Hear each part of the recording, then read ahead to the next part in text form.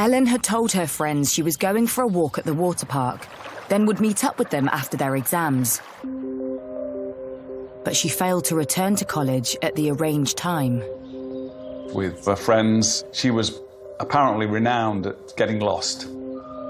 She sent a joking Snapchat message to her friends saying that she'd been here about 15, 20 minutes and was already lost. But as the hours pass and Ellen fails to meet her friends or return home, concern grows. It was becoming clear in the afternoon. She'd not made contact with any friends or family. She'd never been missing before, so it was unusual. Had Ellen wanted some time alone? Had she got lost? Or had she met up with someone to celebrate after her exams? With her disappearance so out of character, her boyfriend organises a search for Ellen across the area. A number of close friends and relatives travelled up to Orrell and actually took to the streets asking people if they had seen her.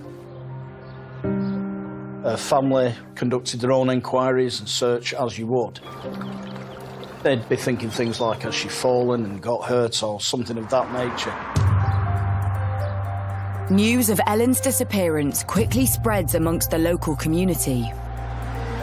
Word gets around very quickly, and there were scores of messages being posted on social media asking people to look for Ellen. Facebook and Twitter was going off quite a lot. I mean, I'm only a couple of years older than she would be, so there was a lot of people who I knew that actually didn't kind of know her as well. And I can remember when she was missing, everyone being in fear. Young people going missing, it's something that does cause a great deal of concern in the communities. It tends to trigger a bigger response because they tend to be more vulnerable. But as the afternoon turns into evening, there's still no sign of Ellen. By the evening, Ellen's friends and residents in the Orrell area were extremely concerned. It really struck a chord that a young woman of her age had just vanished. When it became clear that they couldn't locate her, that's when police were contacted, which was around about 7:20 in the evening. Her dad rang the police saying that his daughter hadn't come home from college, hadn't come back at the expected time, and it was extremely out of character. Police take over the search for Ellen, and Detective Superintendent Howard Millington is made the senior investigating officer. There are set what we call golden hour tasks to do. You know, has the person been injured and taken to hospital? So you check with local hospitals, check with family and friends, it's that kind of thing. Ellen's phone is turned off, but police speak with her friends and discover that they all received the same message from her earlier in the day. What we found, it was a Snapchat-type message sent by Ellen, which geolocated to Orrell water park. So we knew at a particular point in the afternoon where she was. With Ellen last known to be in Orrell water park just before 2 p.m, police start an intensive search of the area. You cannot expect what had happened to her had actually happened.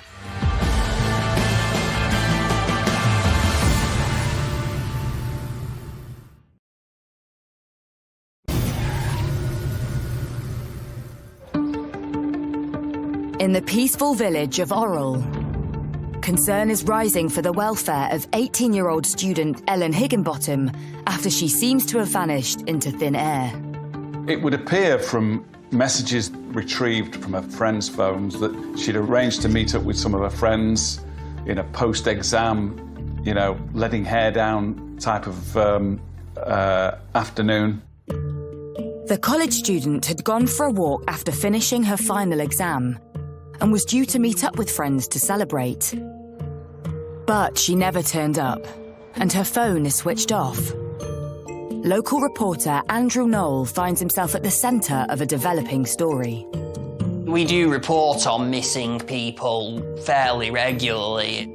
It's something that people are very keen to share and engage with.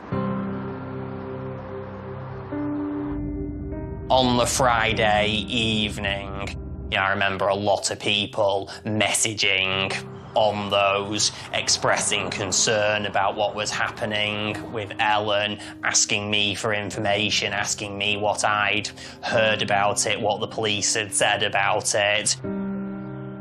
As the night draws in, there is still no sign of Ellen. Her worried family desperately cling on for hope. This was every young parent's nightmare, the anguish of where is she, what's happened to her. You think that your child has, worked hard, got through the exam period, fully entitled to go off and let their hair down on a summer's afternoon. And, the anxiety of sitting exams that all parents and all students feel is as nothing compared to what poor Ellen's parents will then have gone through. Ellen had been at Oral Water Park at 2 p.m. So police focused their attention on the surrounding area. Detective Superintendent Howard Millington oversaw the investigation. So clearly the inquiries did focus on searching the area around Oral Water Park. Although you've got to focus on where you think that person may be. It's important as a detective to keep an open mind so we don't get what we call confirmation bias creeping in and start to focus on the wrong things. As night falls, police swarm the village and parklands in a desperate attempt to find Ellen. On that Friday night, a huge operation swung into action to try and find Ellen. I remember there was quite a police presence in the area. There was police everywhere, so everyone knew there was something going on, but obviously didn't know exactly what it was. After midnight, the police are left with no option but to take to the skies to search the surrounding fields and parkland. I remember when I was being woken up by the police helicopters in the early hours of the morning. It's got thermal imaging and very high quality resolution cameras to search for people who may be missing and at high risk. As the helicopter scans the ground below, suddenly something shows up. The helicopter discovered a heat source. It was in a farmer's field adjacent to Oral Water Park and some woodland. The police helicopter, it picked up a heat source of a person that was running away. Could this be Ellen? Had she become lost or hurt herself? The helicopter crew direct the officers towards the heat source. The officers came down this path and closed in. At that particular time, there was some kind of standing crop in the field, probably around about 18 inches high. The search team move into the crop field, and they quickly make a shocking find. Tragically, the body of Ellen was discovered.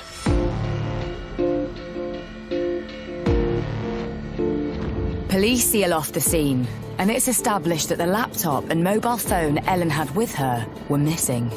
Next to her, an abandoned spade is found. I got the call from the night detective around about 2:45 in the morning.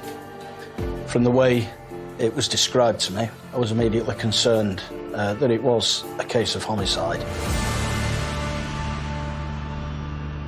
On the Saturday morning, Greater Manchester Police had launched a murder probe. And the immediate, urgent appeal for information was to be put out there through the press. Greater Manchester Police are appealing for information after the body of missing student Ellen Higginbottom was found in Oral Water Park in the early hours of the morning. It was a huge shock for everyone around here because it's just such a quiet place, and there aren't normally bad people about. It's not something you expect in your village, is it? It just doesn't happen until you wake up one morning and some poor girl's lost her life. I mean, I've got kids myself, I've got a little girl myself, And I really was, I mean, all the family was, everybody around here was shocked. It was very scary. You know, I've got grandchildren, and you think that that young girl, what she went through, you know, what she had to deal with in that situation must have been horrendous. It's quite scary for everyone. You know, there's a lot of people walking dogs around here and just using Oral water park, so the fact it was done in broad daylight in such a severe manner, I think, was what kind of shocked people a lot. Since the early hours, Detective Superintendent Howard Millington has been at the scene. Well, clearly, the main community concern is there a potential for another offence? You know, this is a horrific crime. You know, nobody's been yet arrested. What are the police doing about it? Around about 4 o'clock in the morning, I'd actually deployed to the scene. My priority then was making sure that all the evidence that we could preserve at that time had been, and facilitate detailed searches with a view to apprehending the offender as quickly as possible. With the crime scene secured and forensic searching for anything that could catch the killer, this popular beauty spot is suddenly put under the microscope. I came down to Oral Water Park the morning after Ellen Higginbotham's body had been discovered. It was here the police had a line of tape and an officer was standing there. There was no public access beyond this point. I remember the park actually being fairly quiet for a Saturday morning in the middle of summer. Word had obviously got out. When I came out with the dog in the morning, I saw the police forensics, all the white gear. There was a sense of alarm and numbness, I think, in the area. The murder investigation is ramped up, and police launch an appeal to the public. There wasn't an immediately obvious suspect, and so my media strategy was tailored around that. It was to include an appeal for information, to try and identify any as yet unknown witnesses or intelligence, to generate those kind of lines of inquiry. Police need to establish who could have possibly wanted to cause harm to Ellen and why. With her phone and laptop missing, could this have been a robbery gone wrong? Or was it somebody closer to home? I had several working hypotheses. Is this somebody in dispute with Ellen? You know, who'd she been in contact with? Was there anything we didn't know about Ellen that we needed to know? Anybody in conflict with her? Looking at computers belonging to Ellen, her phone, were there any communications with people we didn't know about? Well, the reality is, stranger attacks are extremely rare. The sad fact is that most people who are victims of homicide are actually killed by somebody who's known to them. Suddenly, Ellen's friends and family are put under scrutiny.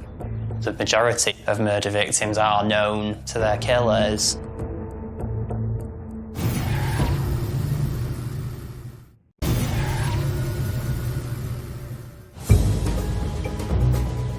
The body of 18-year-old student Ellen Higginbotham has been found 10 hours after she went missing in the Lancashire village of Orrell.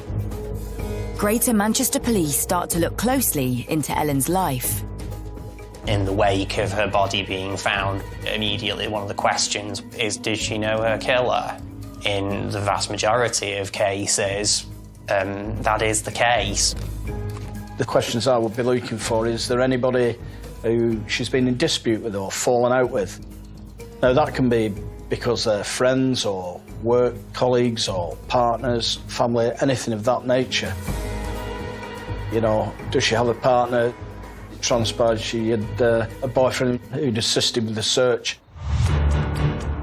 Could any of these individuals be involved? With a list of people drawn up by police, everyone closely connected to Ellen is intensively questioned. As a senior investigating officer, you know, keeping an open mind and making sure that every angle is covered is important. So we utilise a strategy called trace, investigate and evaluate, where we look for things like alibis and where people were. And some of these people I was able to rule out as being potentially responsible because their alibi and movements and times showed that they couldn't be involved. Ellen's family, boyfriend and inner circle are ruled out of the investigation completely, which leaves a terrifying prospect. The reality was that this was a stranger who'd committed this horrific crime. With a killer on the loose, the concern in the community grows. I think people were in fear here that there's someone kind of walking among us in Orrell that could do something like that. It affected the community pretty badly because there was lots of lone women that used to walk around the park with either the dogs, prams, stuff like that wouldn't go. They wouldn't actually go near the place. The pressure is mounting on police to find those responsible.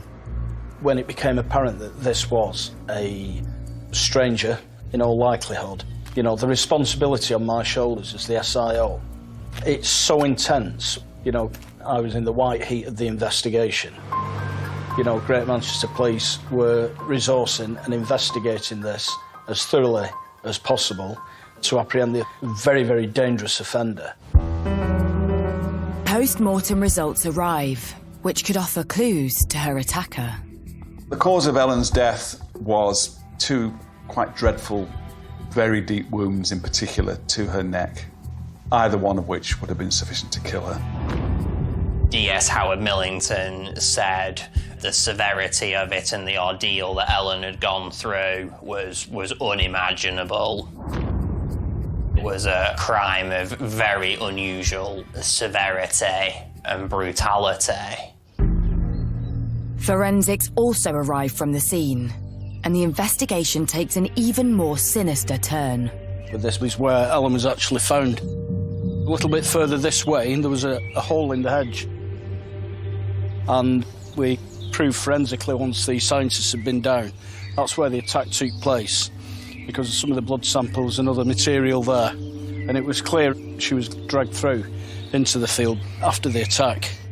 Ellen's clothing had been disturbed in a way that was consistent with deliberate interference with her garments.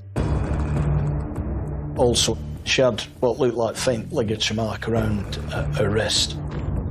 And there was a belt, which was around her feet, ankle area, which we confirmed with Ellen's family didn't belong to Ellen. It was clearly a gent's belt. The discovery leads police to consider a new theory. So somewhere in this particular area, in these trees, and that's where the attack took place. And my belief was that this was ultimately a sexually motivated crime. A speck of blood is picked up on the belt found at the scene, and it's sent off for DNA testing. The marks around Ellen's ankles also appear to suggest the belt was used to drag her from the attack site to the field where her body was found. They were, in my view, looking to dispose of the body. There was a spade found nearby, so I think their intentions was to make sure she was buried and not found. Confronted with the latest evidence, police appeal to the community for information, giving out details of Ellen's missing items. The plan works, and they are contacted by a concerned local. A call was received in relation to a man acting strangely in certain circumstances. Ultimately, that led us to a piece of woodland not far away where there was a fire. And within the fire, the officers discovered a laptop that had been burnt.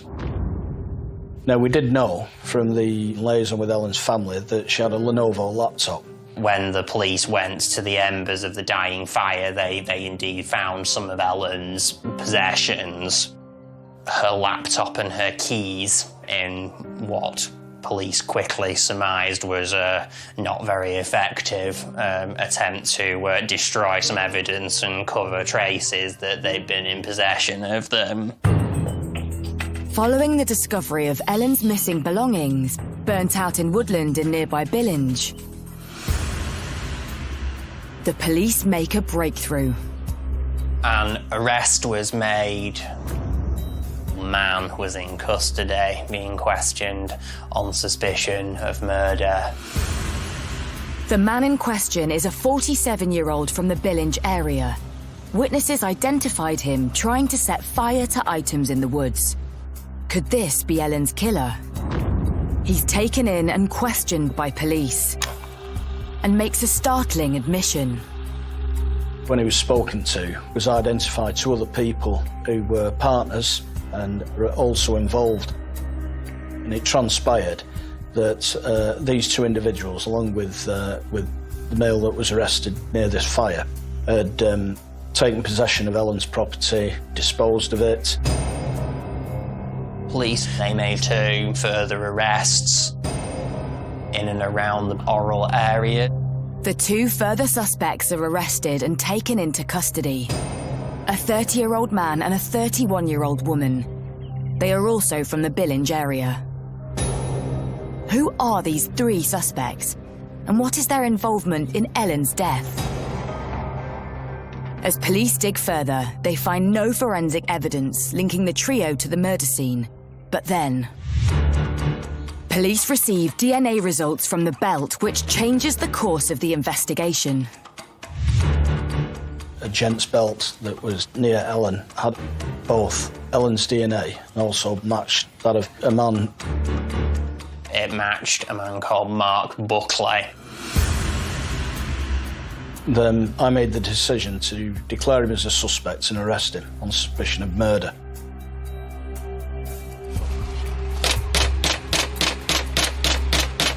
Police! You're under arrest on suspicion of murder. You do not have to say anything, but it may harm your defence if you do not mention one question, something you later align in court. Anything you do say may be given in evidence. Would you like to make any response to that?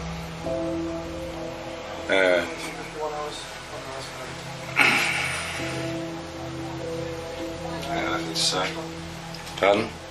Anything to say to that? Can you let me? Yes, have you got keys on you? Or the Yeah. keys? The keys are there, are they? Right. Okay. Well, we'll secure your property for you. Don't worry about that. Police now have 4 suspects in custody. We're going to take you back to residential now for questioning. But what is the connection between Mark Buckley and the trio who were accused of disposing of Ellen's belongings? Could Ellen's murder have been a group attack? Officers delve into Mark Buckley's background. Mark Buckley was 52 years old. He had been staying with his mother in a nearby address. He did have previous convictions, but nothing that would have particularly flagged up that he was about to go out and commit this kind of offence. He'd been arrested over an arson incident in which he'd set fire to a neighbour's car. There were a couple of other minor matters on his police record. A fray was one of them, but absolutely nothing on this sort of scale or severity. Despite the forensic evidence against him, Mark Buckley denies any involvement with Ellen's murder. But police uncovers CCTV evidence, which shows Buckley heading towards Orrell Water Park just after 1 p.m. We managed to track some of his movements, and what that did show, he goes out in the early afternoon, and it was very warm on that day. He was wearing quite a heavy coat, long trousers, and he had like a green shopping carrier bag. And as he's going out, that looks fairly empty. We then see from the same camera Buckley coming back sometime later. When he comes back, this bag is clearly full. He's no longer wearing his coat, he's just wearing a vest, and he's just wearing shorts.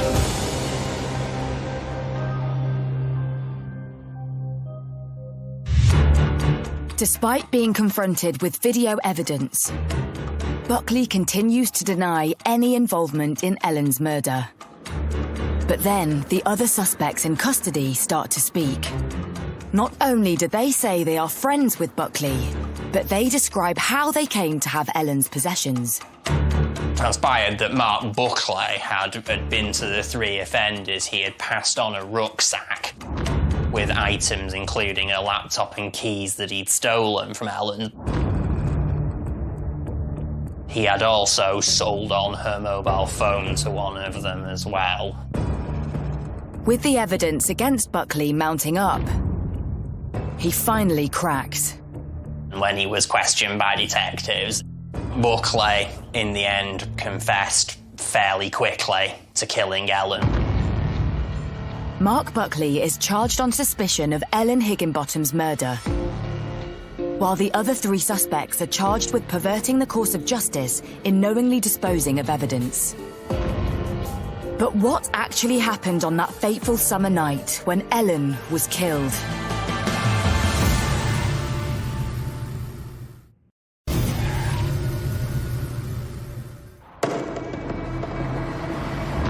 "52-year-old Mark Buckley has been charged with the murder of 18-year-old student Ellen Higginbottom, after he admitted to police that he was the man responsible. Mark Buckley did admit that he killed her. He said hello and then dragged her off the path. Didn't give any explanation, clearly didn't want to admit any sexual elements.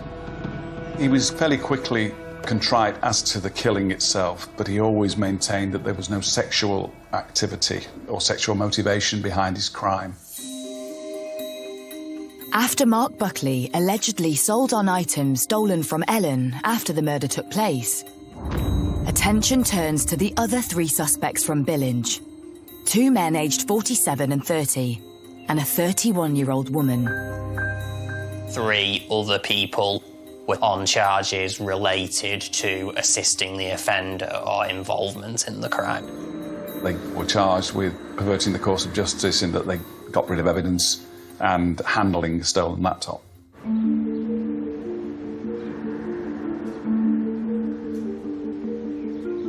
3 months after Ellen's murder, Mark Buckley appears at Manchester Crown Court to enter a formal plea. As he arrives in the courtroom, he cuts a subdued figure. We went to the court, you just see somebody coming up the gantry. Yeah, it looked like he put a lot of weight on. He stared straight at me and my partner, and he walked to the front, and basically we heard what he'd done. He showed very little reaction to the brief proceedings. He spoke only to confirm his name and address. The defence said that he expressed remorse and regret to his lawyer for what he had done, but could give very little explanation of his actions or motive. Mark Buckley formally pleads guilty to the murder of Ellen Higginbottom. And when he returns to the court for sentencing, information about his past comes to light. Mark Buckley grew up round here. Most of our regulars knew him. I knew him personally. He sometimes used to come in the pub. I have known of him and known where he lived for, like, I'd say, 39 years, since I was about 10, because he used to live with his mum and his grandma next door to my nan. Mark Buckley was a bit strange, really. He was a bit of a loner. There never seemed to be that much harm in him. He, in the local area, was basically always a bit of an oddball, a bit of a loner. We'd always get stories about him, always doing something. In the local area, people were wary of him. Buckley's past criminal convictions are revealed to the courtroom. I can go back to August 2012. I got married and we was living near where Mark was living, and we come back the next morning to find out that he'd torched his next door neighbour's car. I remember walking down that day and there was a vehicle, I think it was a Land Rover, that had been fired, and it was him who did it. I'd heard that he'd had an argument with some family, to which he basically blew the car up with petrol, etc., and there was actually a crater in the floor where he'd done it. In 2012, Buckley was sentenced to 2.5 years for arson and criminal damage. After serving his time, he came back to the village of Orrell. When he actually came out of prison and he came in this pub, he was making out, when he walked through the door, like as a celebrity's come, he was still bragging about that and what he was going to do to people over that. He was still the same lad, unhinged.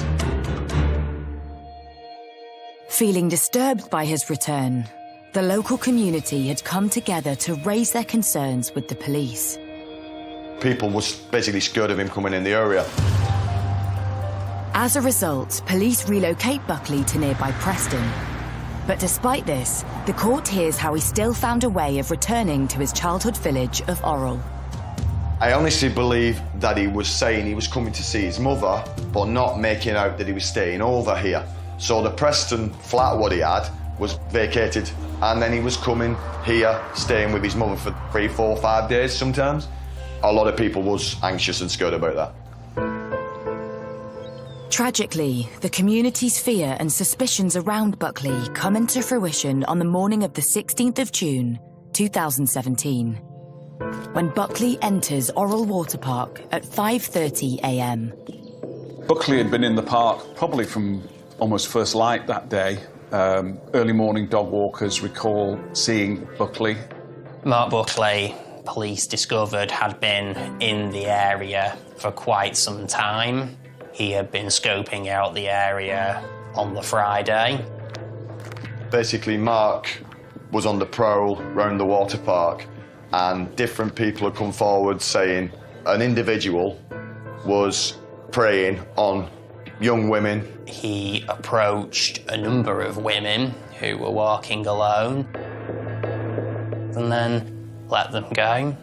Several hours later, Buckley returns home, but decides to revisit the park again at 1 p.m, perhaps more determined to find a victim. By chance, Ellen Higginbottom has just finished her final exam and enters the park at 2 p.m. She had no idea what would be waiting for her.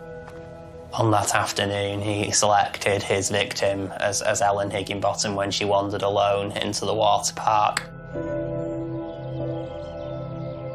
She was a very petite girl. She stood 5'4".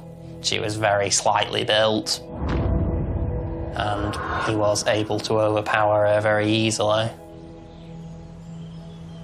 After the murder, which we believe took place probably around 2:30 in the afternoon, it would seem that he was still in the vicinity of the park. He tried to get rid of what would have been heavily blood-stained clothing. The court hears from witnesses who saw Buckley in the park that afternoon with scratches across his body. Eyewitnesses recall him making some excuse that he was rather hot and bothered because he'd had a bit of an episode with the dog, and some of the scratches, which were probably poor Ellen's defensive actions that had caused those, he blamed on getting tangled up with the bushes in his lead and his dog.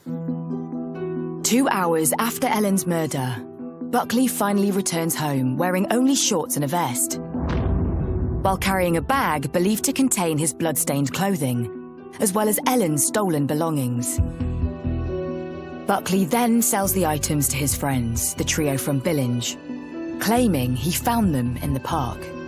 It became clear that these people used drugs. It was a chance to make some money, and ultimately some of the money that they received for items that, you know, they'd taken possession of was spent on drugs, and it was as simple as that, really. And later that night, as news of Ellen's disappearance was spreading through the village, Buckley returns to the scene of the crime. It would appear that Buckley decided to go back later to try to hide Ellen's body. He'd gone back with a spade, and the police were still at that stage searching for Ellen. His activities in the park registered on a heat-seeking camera that the police were deploying during their search. He was seen effectively by the police in what we believe was an attempt to make a better job at hiding poor Ellen's body in the undergrowth. The prosecution puts its theory to the court as to what lay behind Buckley's crime.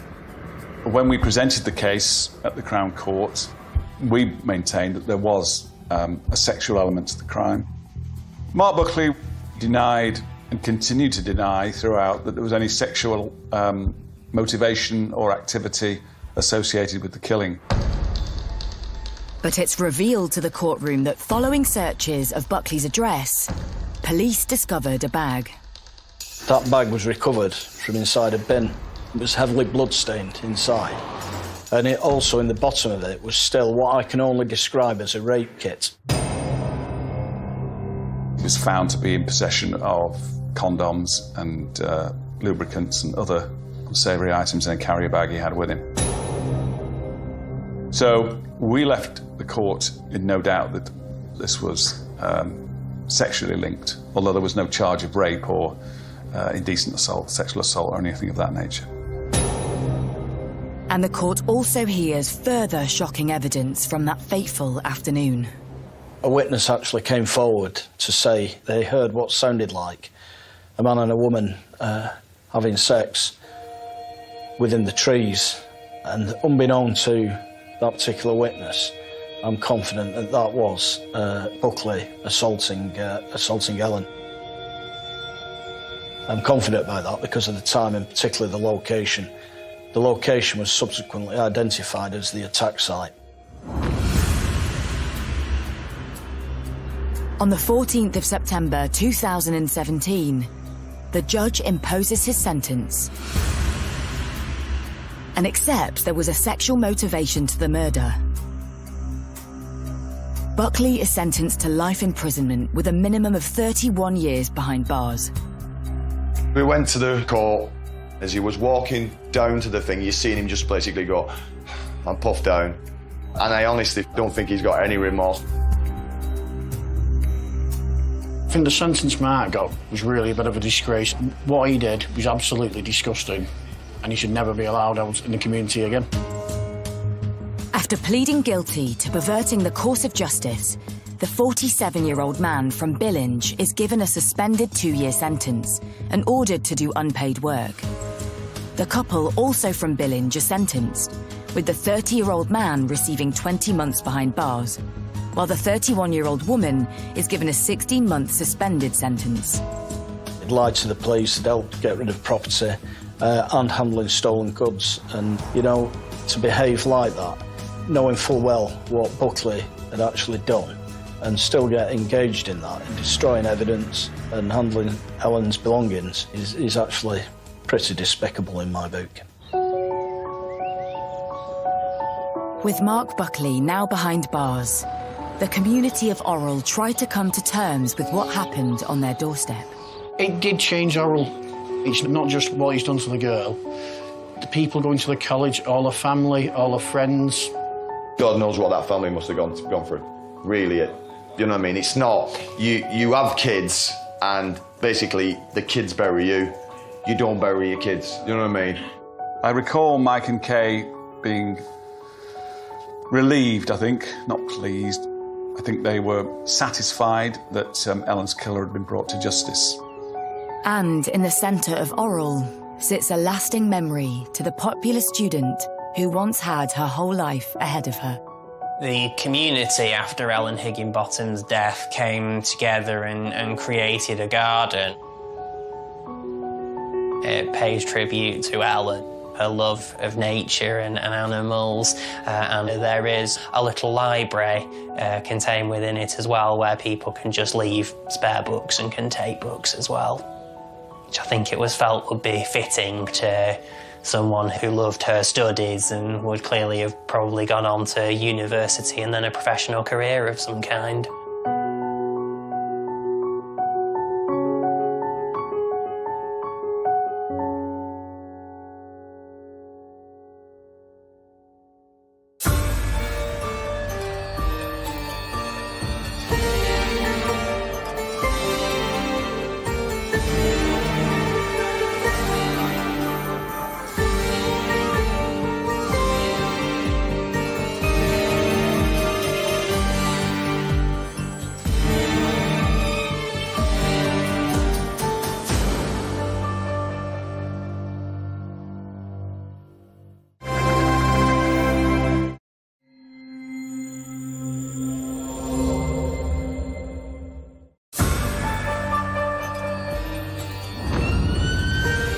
When police arrived at the scene, they found a body of a woman that had been badly beaten.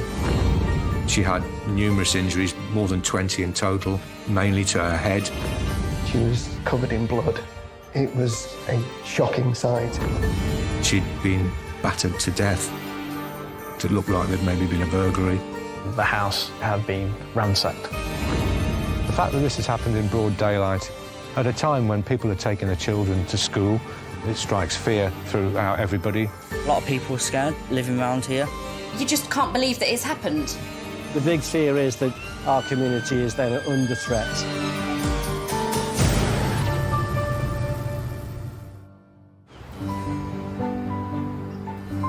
In the heart of the East Midlands lies historic Lincoln. It's just got a wonderful, timeless feeling to it, Lincoln. We are a place of great historical interest. We've got everything, castles, cathedrals. There's a great many medieval churches, and there's a great waterway in the centre as well, the Brayford, established by the Romans. So we are a good tourist destination. And people like the fact we're not overly commercialised. We just think it's a wonderful, vibrant place. And in recent years, Lincoln has become increasingly popular with overseas students. The university, which is a huge university and, well, pretty much world famous, they've got colleges as well. Well, there are a lot of students, and a lot of the students are foreign nationals, many from the East Asian area. There is a nice mix.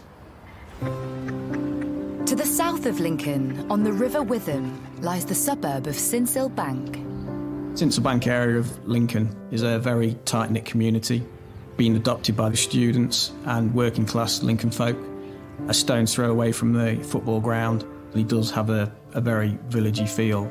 You will see children playing football in the street. The Sincil Bank community is very diverse. I've been a resident my whole life, and we have a lot of people that are from different ethnic backgrounds. And because we're so close to the university and stuff, we do get a lot of uni students coming to live down here, especially now that the university is getting more popular. We also have a lot of elderly people. We always try and find a way to build that community together. It's more like a village. People are always supportive of each other. It's just a nice, friendly place. Everybody knows everybody on the street and everybody chats with everybody. All the kids play out together. It's got a proper community vibe. It's very close to the South Common, which is the major green area in the south of Lincoln. You know, there's a lovely park there where people go and walk their dogs and can go and sit. So you have got the nice, idyllic, peaceful park only a short distance away. But the peace is shattered on one summer's day.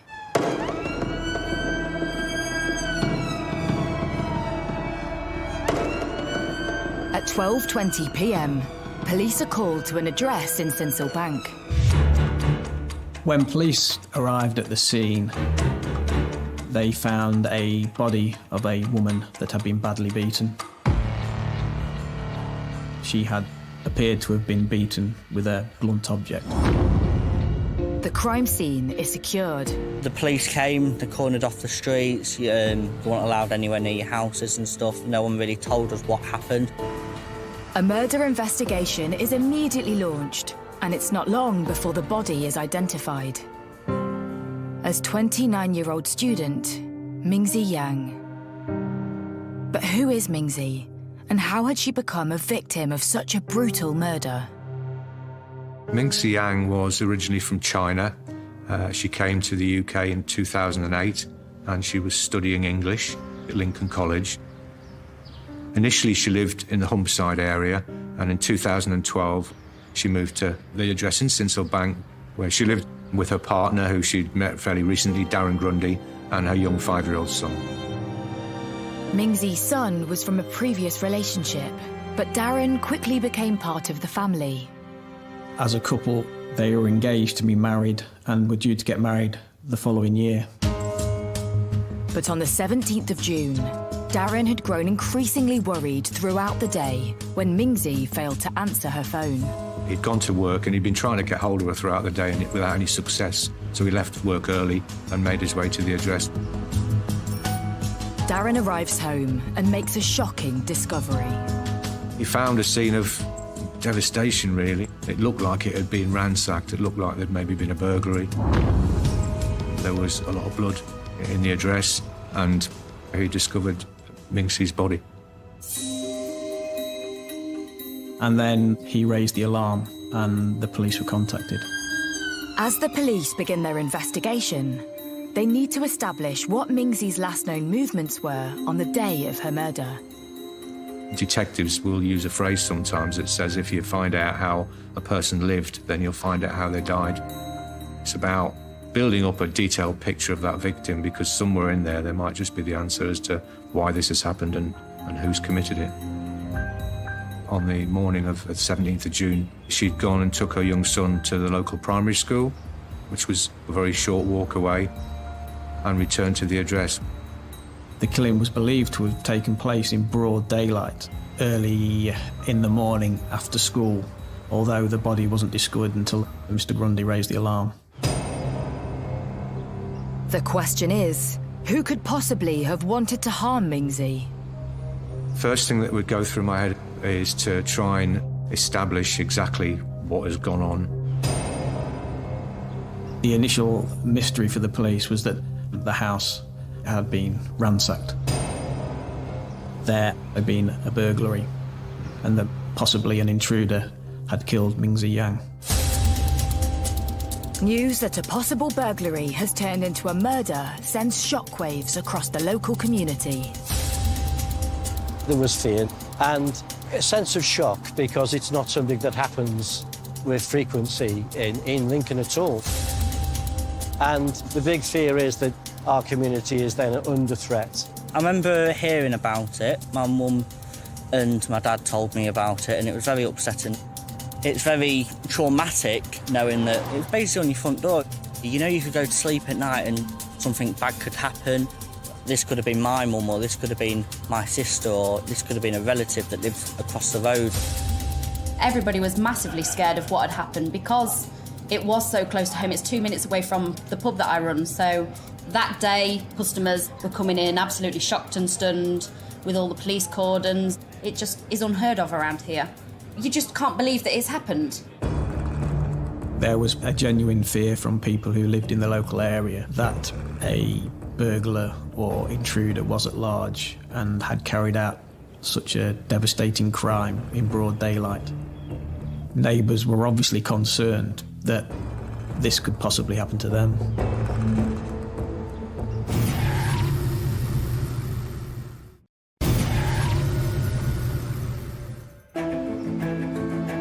In the Lincoln suburb of Sincil-Bank, the community is shocked to hear of the murder of 29-year-old mum, Mingzi Yang, who has been beaten to death in her own home in what looks like a robbery gone wrong. She was a local student. She'd got a child. We just couldn't believe that somebody like her had been killed. And the fear on the streets is growing. A lot of people were scared of living around here, knowing that something really bad's happened, and it's on your front door. The first feeling is one of shock, and then wanting to know really what had happened. Was the public at risk? When something like this happens in the community, there's a massive impact. There's lots of children and families in this area, so to have something so tragic and awful happening on your doorstep, it strikes fear throughout everybody. That's all we were talking about. Everybody was just in utter disbelief that something like that could happen so close to home. And a lot of them will have been friendly with Mingzi Yang in any event, so apart from the personal impact, but you really do get a build-up of tension throughout the community. People feel understandably frightened. Who's committed it? Why have they committed it? Are they going to come back and do it again? If it is a burglary, is our house going to be the next target? With such a brutal murder happening on a busy street, police are taken aback at the boldness of the crime. Mingzi had a young son who had been dropped off at school, and the killing was believed to have taken place sometime between about 9 and 10 a.m. The fact that this has happened in broad daylight, at a time when people are taking their children to school, in a place like this, which appears quite peaceful and tranquil, is actually quite shocking. The idea that an intruder had managed to get into this house unnoticed and carry out this killing was obviously very frightening for local people. With the attack suspected to have occurred early in the day, police reach out to the locals for any potential information that may lead them to Mingzi's attacker. You're really looking for witnesses, Something that's happened like that with so many injuries and so much devastation within the house would presumably have made some noise. You know, had she been screaming and shouting for help? Have the neighbours heard or seen anything? In a case like this, in an area like this, the community are absolutely vital. They are the eyes and ears, and they're going to know things and see things that the police will never get to find out about. So it's really important to get out in amongst the community, make yourself visible and ask those important questions, because just by being here, you may be approached by a member of the public who tells you something that in isolation might seem quite minor, but actually when you put it together as part of a jigsaw puzzle, it could actually help to solve the case.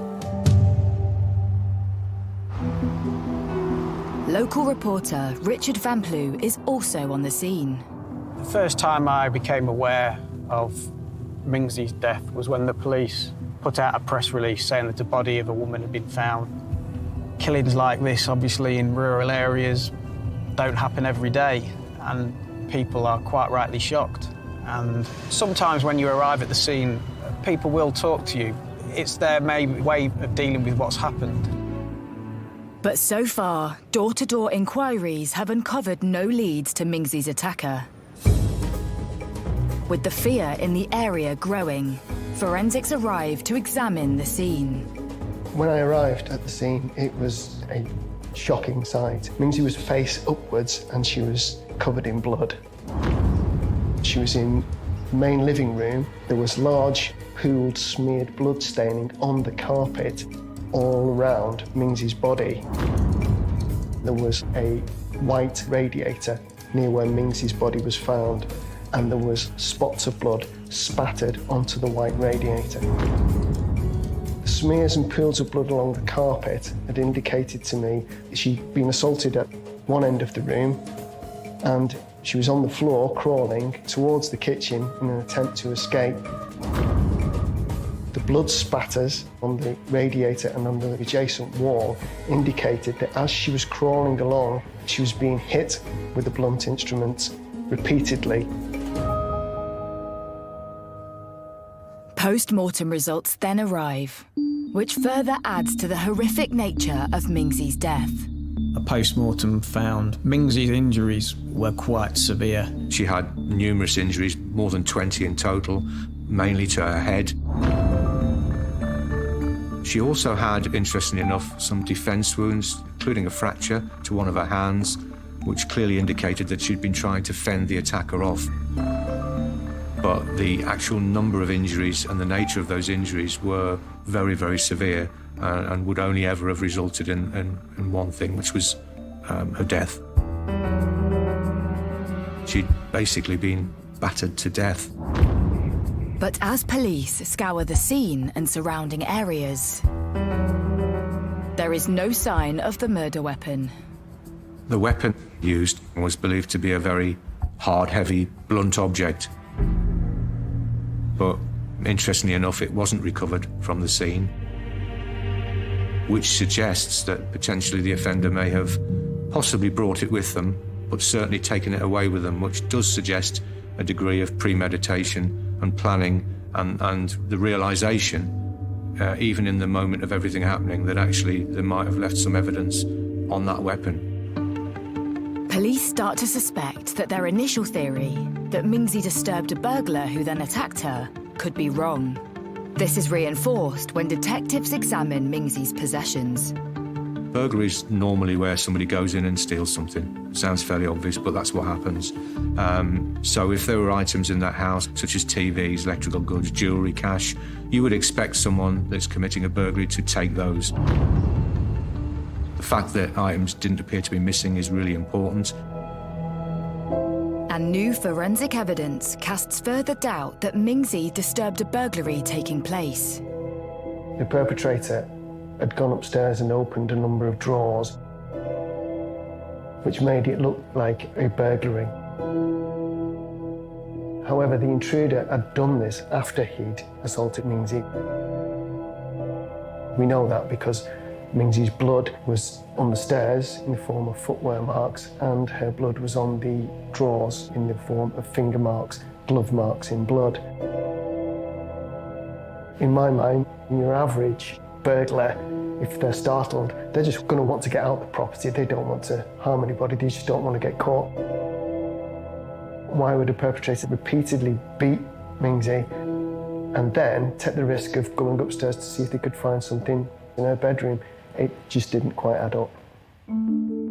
By re-examining the post-mortem results, police suspect this attack may actually have been carried out by someone closer to home.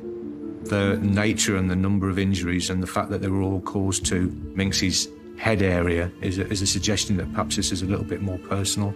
It's almost like a humiliation and perhaps not just a stranger attack or a burglar that's been disturbed. Considering the nature of Mingzi's injuries, the police would have to consider whether this was an argument that had gone wrong.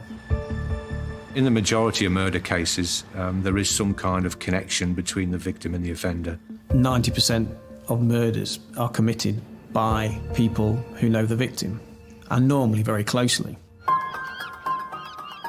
As police begin to suspect that Mingzi could have known her attacker and that whoever it was had a grudge against her, they look to her previous relationships, beginning with her ex-husband, 33-year-old Wai Hong Sang. Police contacted Mr. Sang. He lived in the Grimsby area. He was a chemistry graduate with dual nationality, so he was a Brit as well as Chinese. He had gone through a recent divorce with Mingzi and they shared a son together. Police want to know where Sang was on the day his ex-wife was murdered. Mr. Sang was asked to provide a written statement of his movements on the 17th. He disclosed to police that he had taken the day off work. Sang's statement explains why he took the day off and outlines a clear alibi for the time Mingzi was murdered. He had the day off work and he went to Sherwood Pines in the Nottingham area where he went trail biking. And he could provide car parking tickets and receipts to back this up. With a solid alibi and evidence to prove it, Sang is discounted from the inquiries. So police shift their focus elsewhere, and to one person in particular. The police, they would be examining who Mingzi had spoken to, who were the last people that had seen her.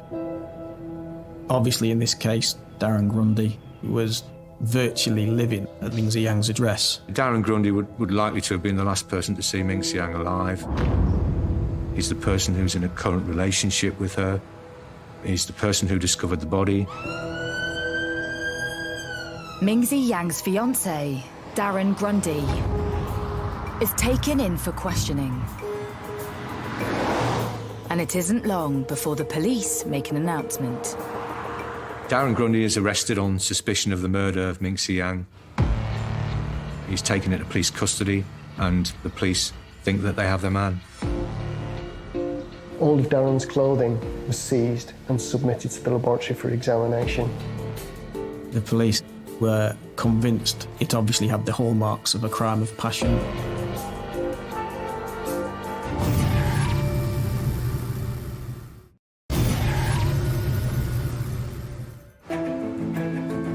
It's been 24 hours since the body of 29-year-old student Mingzi Yang was discovered at her home in the Lincoln suburb of Sinsel Bank.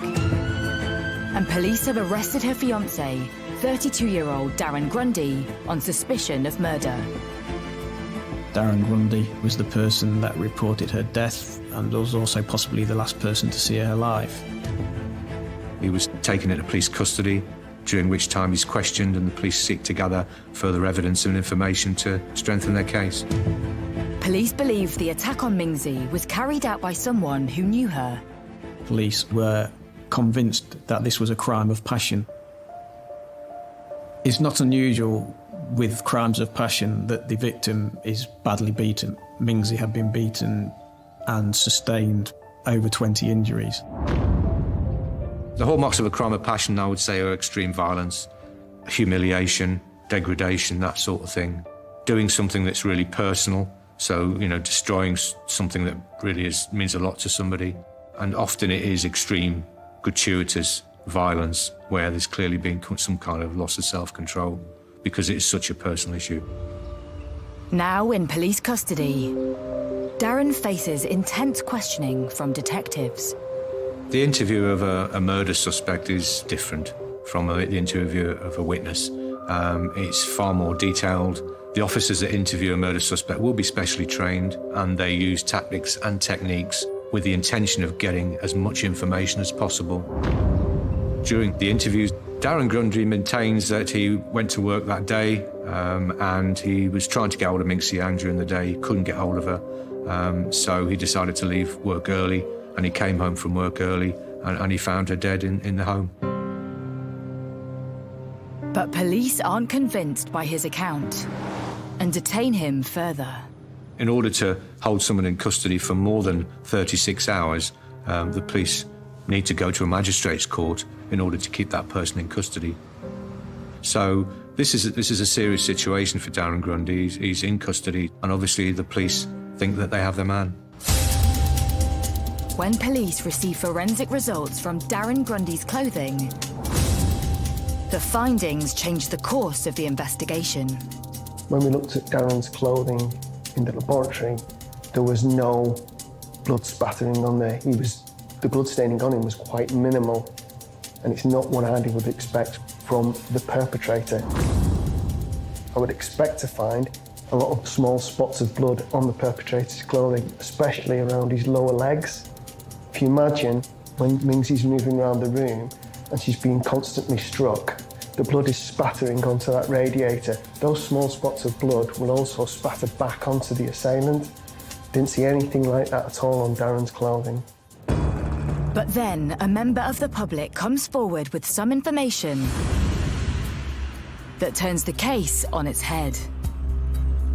The Sincilbank area of Lincoln is a very tight-knit community, and following the news of Minxie's death, the teenage boy who was in the Sincilbank area on the morning of Minxie's murder did come forward.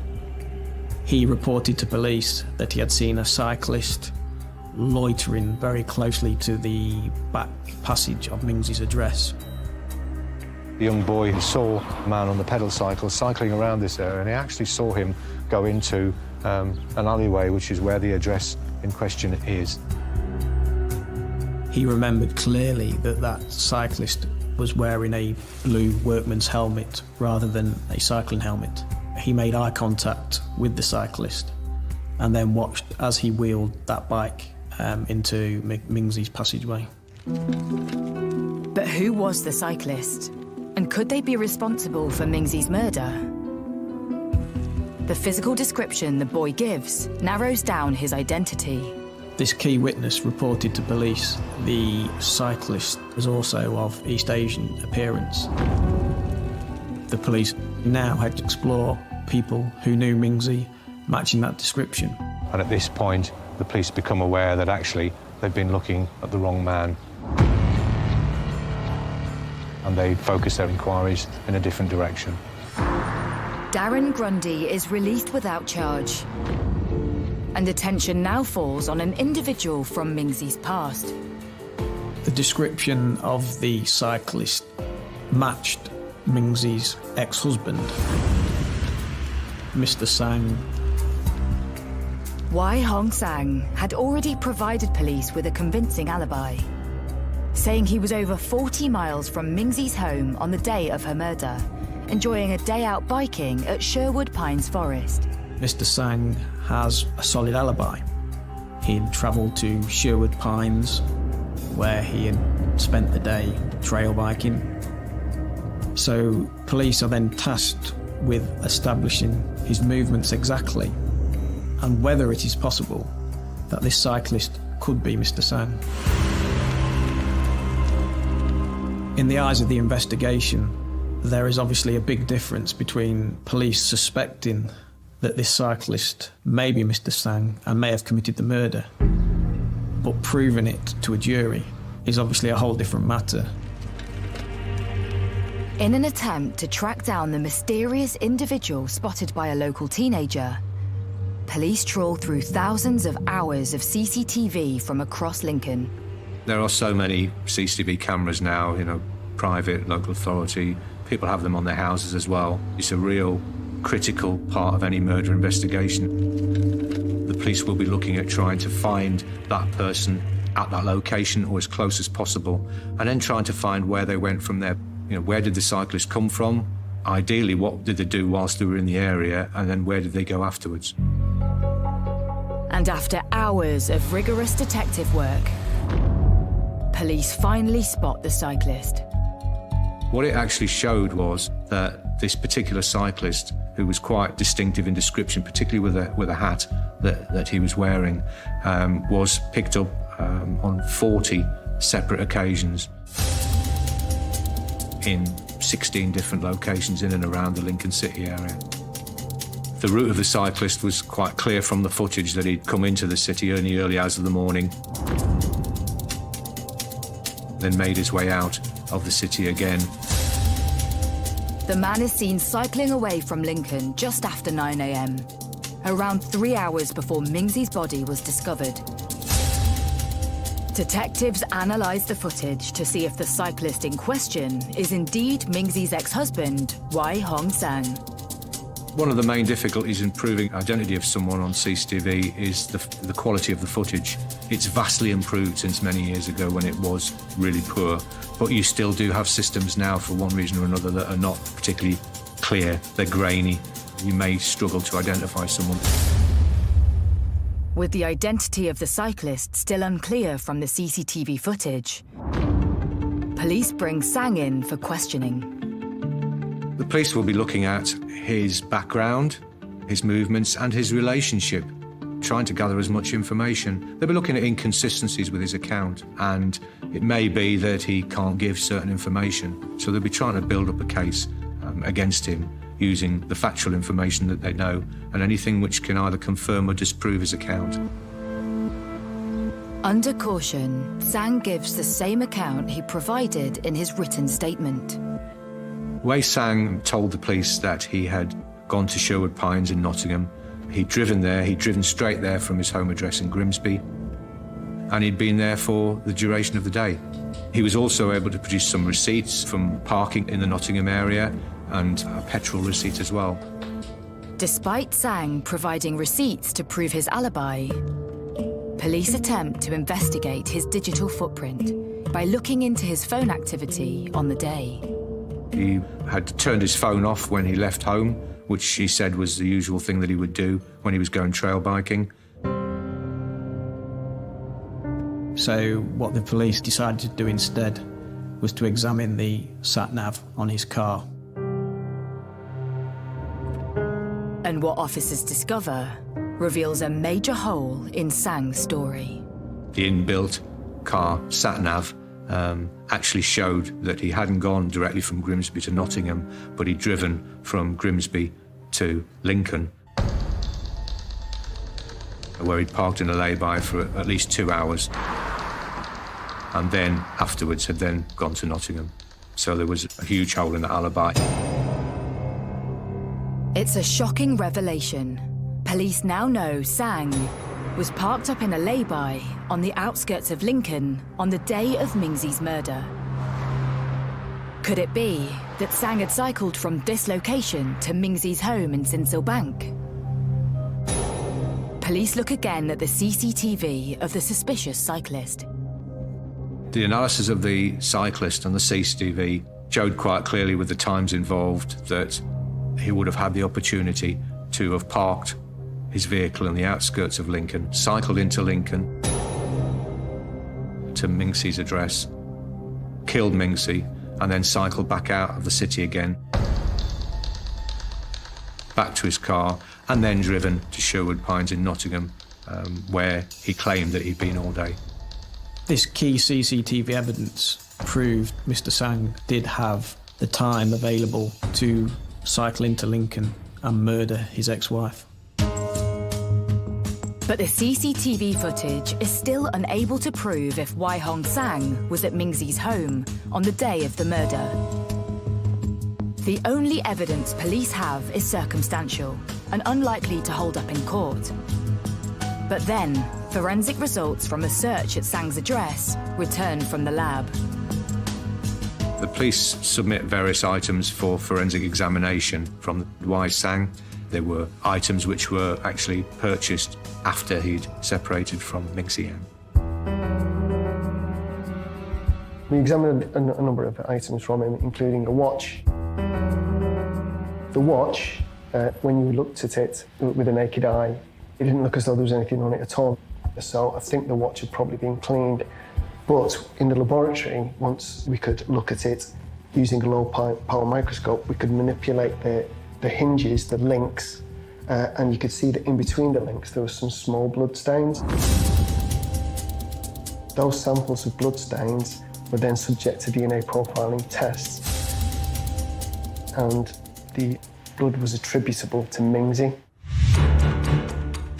As well as the traces of Mingzi's blood found on her ex-husband's watch, further shocking evidence is found on a bicycle belonging to Sang. The bike that we examined was a different bicycle from the bike in the CCTV, but it was in the car on the day. The initial visual examination of that bicycle, we couldn't find any blood.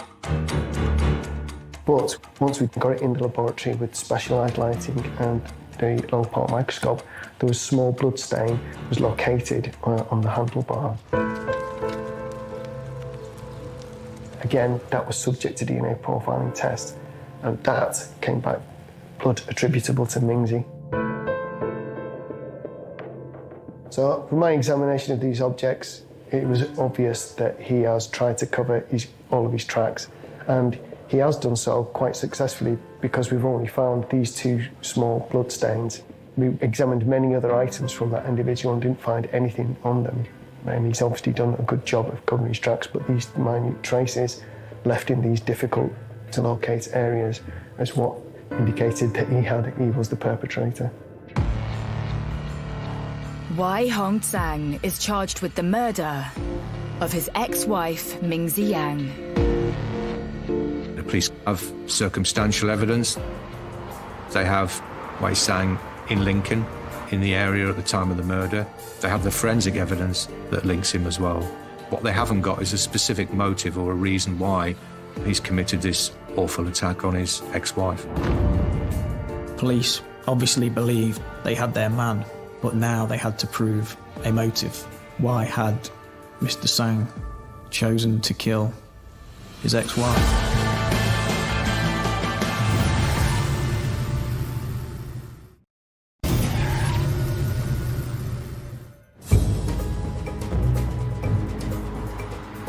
"33-year-old Wai Hong Sang has been charged with the murder of his ex-wife, 29-year-old Mingzi Yang, in the Sinsilbank area of Lincoln.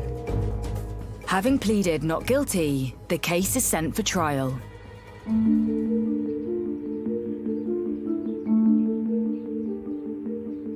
Mr. Sang's trial was heard at Lincoln Crown Court, which is a very old courtroom in the grounds of Lincoln Castle.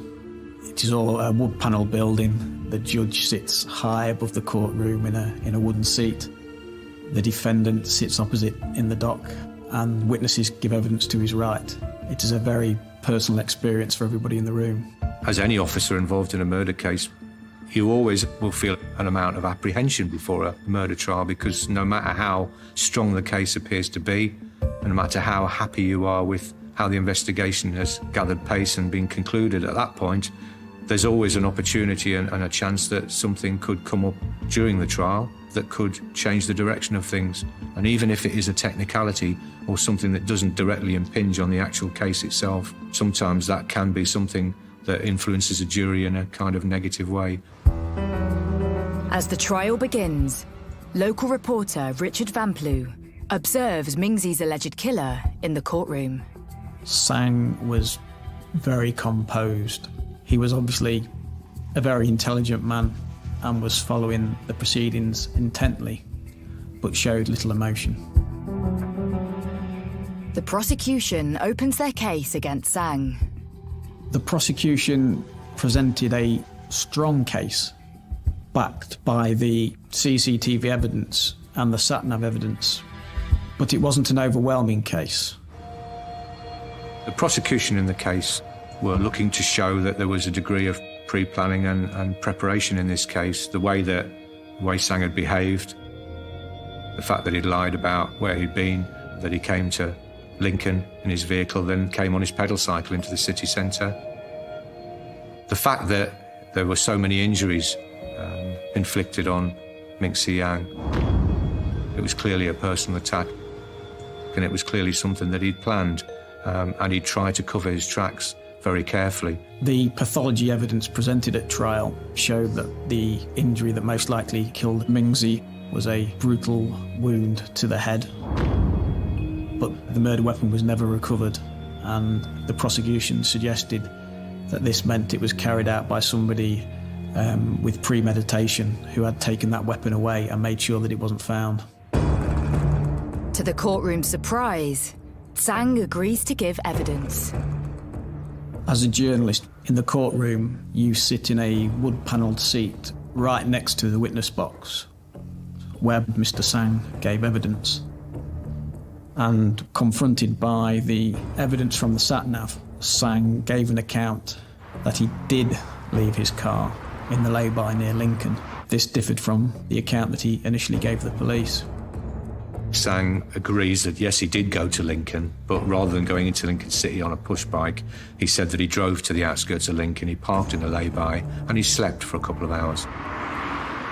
And the reason he gave for not telling the police this during his first account was that he didn't want his new partner to find out that he'd been sleeping. The prosecution confronts Sang with the CCTV footage from the day of the murder. They are convinced this is Sang heading towards Sinsel Bank. Sang was adamant that the cyclist in the blue work helmet was not him, and that he remained in his car asleep on the outskirts of Lincoln. Wei Sang denies being the person on the pedal cycle. He simply says it's not him. Despite the overwhelming forensic evidence against Sang, the court are yet to hear a motive behind the killing. But then, details of Ming-Si and Sang's marriage are revealed to the jury. It's revealed that there was a history of coercion and abuse from Wei Sang against Ming-Si Yang. It's been going on for some time before they actually divorced. Domestic abuse is very rarely isolated. It's something that will often go on perhaps for years. I read a statistic recently that said that there were 50 incidents of domestic abuse that would normally occur before someone calls for help. And the victim will often put up with abuse or coercion for a long period of time before they eventually come to the point where they actually ask for help. Ming-Si Yang had actually reported previous incidents of domestic abuse to Humberside Police on 3 separate occasions before she moved to Lincoln, and actually before Darren Grundy had come onto the scene.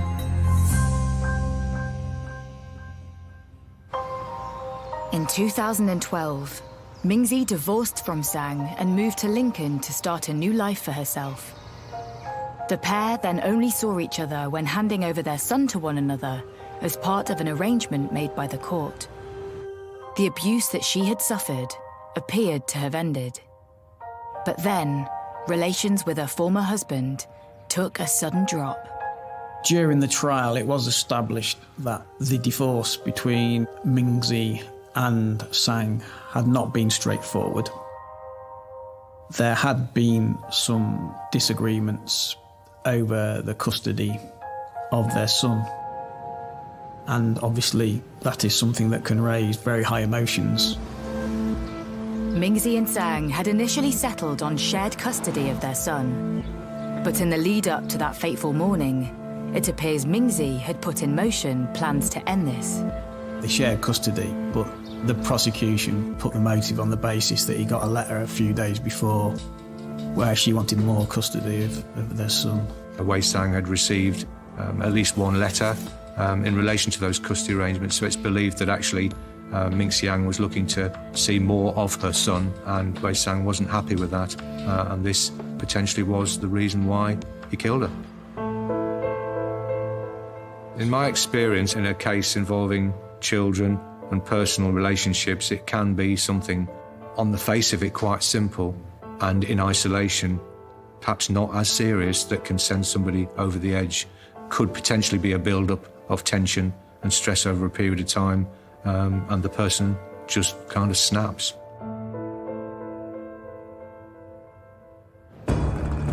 In January 2015, the jury at Lincoln Crown Court returns its verdict. Wai Hong Zhang is found guilty of Mingzi Yang's murder. He is sentenced to a minimum of 28 years in prison. At the end of the trial, the jury returned a guilty verdict on the charge of murder. They were obviously convinced by the prosecution case and returned an extremely quick verdict for a murder case. They took just 2 hours to find Sang guilty. Wai Sang, I would say, was a cold-hearted individual, self-centred, deceitful, and clearly very violent.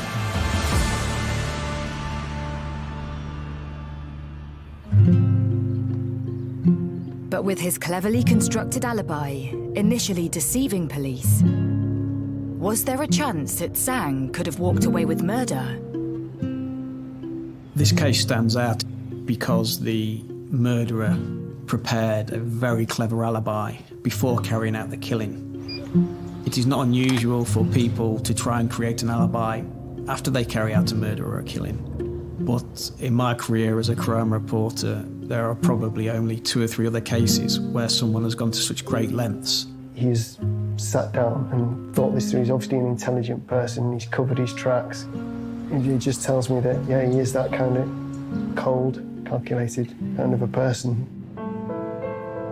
If it wasn't for the blood on the bike and the watch, although he is on the outskirts of Lincoln, it's not beyond reasonable doubt that a jury could have been convinced that he wasn't a cyclist.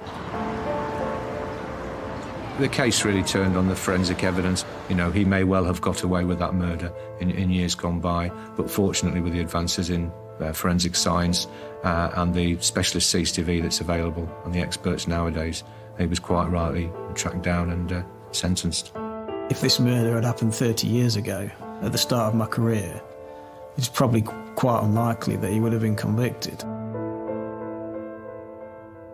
With Sang now behind bars, the community reflects on the impact Mingzi's death has had on her family. It's so traumatic. She was so young and she moved here, she wanted a better life, but she hasn't witnessed a whole life yet. I think this case is shocking in terms of the level and the nature of the injuries. The sentence reflects the seriousness of the offence. Hopefully it may bring some small comfort to Mingzi's family moving forward. But at the end of the day, nothing will bring Mingzi Yang back, and it leaves a young boy growing up without his mother.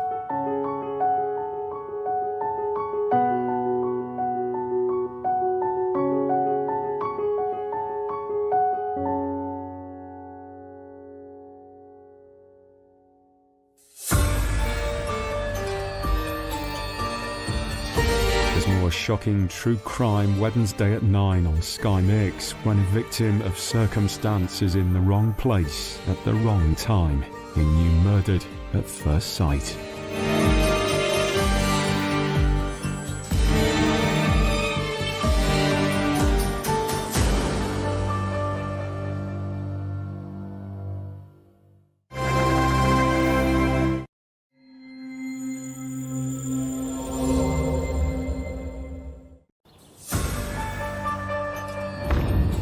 My husband come flying around the corner in our car, and I just said, "Is she dead?"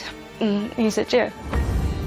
This is a grandmother who's been shot in a car park of the block of flats where she lives. If you were to put a list of places where somebody could be shot in the head, Old Spartan wouldn't register. We were catapulted into a world that we had no idea on. We weren't from any kind of criminal background. Who's done this? What's their motive for doing this? Is there any other risk to the wider public? Contact made on this door. He knew what was going to happen, he helped what was going to happen, and he helped cover up what had happened. This case was about a carefully planned, cold-blooded murder. It was also about a brutal betrayal between old friends. In the heart of Northamptonshire, on the banks of the River Nene, lies the ancient and thriving village of Earls Barton. Earls Barton is an incredibly busy village, a lively village, full of people, generations, family. Nice village. It's been a nice village for years, and it's always been a community village, so everyone gets involved with everything, and most people know most people. It's kind of tucked away from nowhere. You'd never find it unless you stumbled across it, but it's a real gem, I think, of the county. So you've got your doctors, your chemists, the schools, the butchers, the bakers, pretty much the candlestick makers. I can honestly say Earls Barton is the best place I've ever lived and worked in. It's a place where people genuinely love each other, they genuinely care about each other. It's a place where community comes very naturally to the people here. And it's this close-knit, safe community that attracted Marion Price and her family to set up home. My mum was originally from Liverpool. She moved down with one of her other sisters and ended up meeting my dad, falling in love and getting married. With 2 children to care for, Marion juggled home life with work as a bursar at a local nursery school. My mum was always cleaning when we were younger. That's all I ever remember. She'd got the Motown on or just any kind of music, and she'd be cleaning and washing the windows every Saturday. Just always singing and dancing and just happy, really, yeah. Yeah, she's one of those people. She loved working with the children. She loved the colleagues she worked with. She was always looking to make people smile, looking to make people happy. If someone was down, she would always try and help them and cheer them up. And she was just a lovely person to be around. And family was everything to Marion. Marion Price was a loving grandmother, mother, daughter, sister. She was a family woman, she was bubbly, she had a big family support around her. We were always getting together, barbecues, Christmases, Easter. You know, it was a very big family. When their children were older, Marion and her husband separated, but remained the closest of friends. I was about 21 when Mum and Dad divorced. You know, they were separated on good terms. In their divorce settlement, basically my mum kept the house and my dad kept the land on the side, and he eventually built the house and ended up living next door to my mum for quite a while. So yeah, it was very amicable between my mum and my dad. Despite having her family around her, as the years passed, Marion felt something was missing. So when my mum and dad parted ways, she was a bit of a lost soul for a while, and you know, she was sort of missing that family setup. She was looking to spend her days with somebody, go on holiday with somebody, you know, sort of grow old with somebody that she could have fun with, which I think, you know, that's all anybody wants, isn't it? Like to either be looked after or just have a companion. I mean, she's got her friends and obviously us, but you go home on your own at the end of the day, don't you? So I suggested online dating. You know, she went on a few dates and then she met Michael Reader. To everyone's surprise, Marion's relationship with Michael moved fast. It was a bit of a whirlwind romance. They were very quickly engaged and very quickly married. And she was just like, no, I'm certain. She was, you know, he makes me laugh. It's funny, and she was happy. After a few years married, the relationship ran its course, and the couple separated. And by December 2019, Marion was excitedly making plans to spend Christmas with son Gary. So I was speaking to my mum a lot on the phone, and she was just really excited to come down for Christmas and see our brand new house, really. But 10 days before Christmas, life for everyone was to change forever. Got a phone call off my friend who lives in the same block of flats as my mum. She said, you know, that your mum's car windows are smashed in. And then she'd gone back outside to look into the car and then saw my mum. She said, your mum's unconscious, I think you need to get round here. I was at home, off work, and my partner was working, but he came home about 4 o'clock, and so we were just having a couple of drinks, celebrating a few days off together, and I think it was about 8 o'clock, I got a phone call from my sister and she was crying. And my face immediately dropped, and I was like, what's wrong? And she told me that Mum's been attacked. Tony's husband, Scott, immediately dashed to the scene to check on Marion. My husband come flying around the corner in our car, and then he said, get in the car. He started driving to the hospital, and I just said, is she dead? And he said, yeah.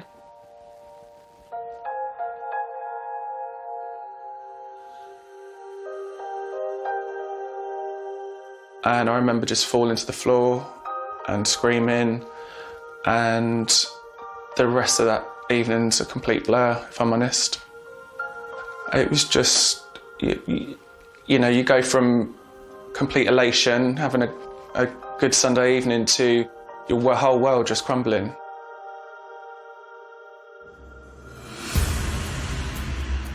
I was on call this weekend. It was a Sunday night. I remember it really well, actually. It was about sort of 8 o'clock time. The first call was just, right, we've got a lady in a car in a quiet little village outside a block of flats. Windows have all been put in, and we think she's got a significant head injury. So I got in the car and I drove to the scene immediately, really. I knew it was one that I'd have to go to. On arrival in Earls Barton, the true horror of the scene before him unfolded. Driving to the States, Christmas lights up everywhere. The victim's car, Marion's car, with the window smashed. The scenes of crime manager has seen Marion and assessed the scene. He said to me, look, this looks like a firearms discharge. Police immediately launch a murder investigation. Earls Barton is one of the last places in Northamptonshire that you'd imagine something like this happening. If you were to put a list of places where somebody could be shot in the head, Earls Barton wouldn't register.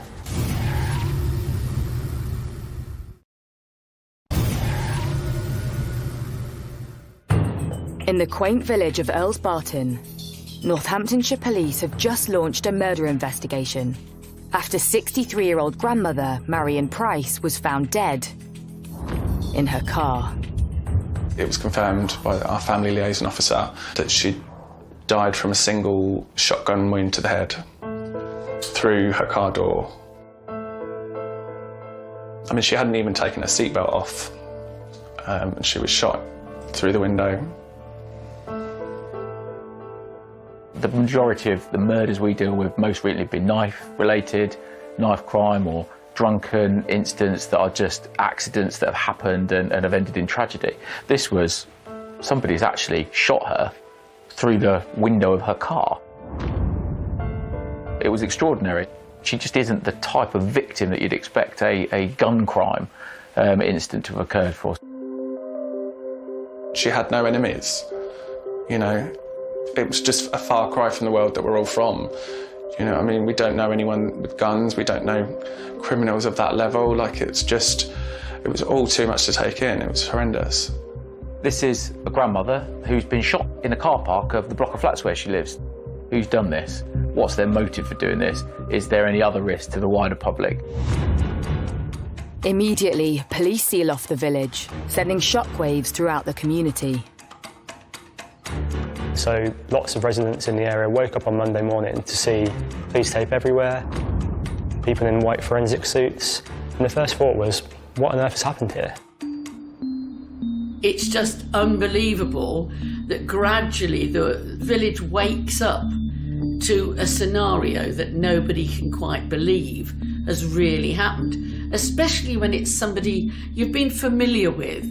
The community started to learn the nature of what happened to Marion. It came as a huge shock because of the intensity of the violence of the crime. There was a little bit of fear that someone's going round, someone's shooting somebody in a residential area that's quiet. How has this happened? Forensic officers scour the scene, desperate for clues as to who could have carried out this atrocious crime. This lady just parked her car, literally turned it off, and someone shot her in the head at point-blank range. You think that means somebody's had to have been there before her, had to have been hiding in the dark, because it was We narrowed it down eventually to about 5 o'clock. It probably happened, but it's 5 o'clock in the middle of December, very cold, very sort of damp that evening, and you think somebody's laid in wait for her. And you think, who's going to have done that? The evidence from the forensic scientist showed that Marion had been shot by somebody effectively standing at the door of her car. It also showed that prior to being shot, she had put up her hand to try and protect her head. Completely futile, tragically, in the circumstances, because there was injuries to the hand which showed that to be the case. Police established that on the morning of the 15th of December, Marion had visited her sister to get her hair done.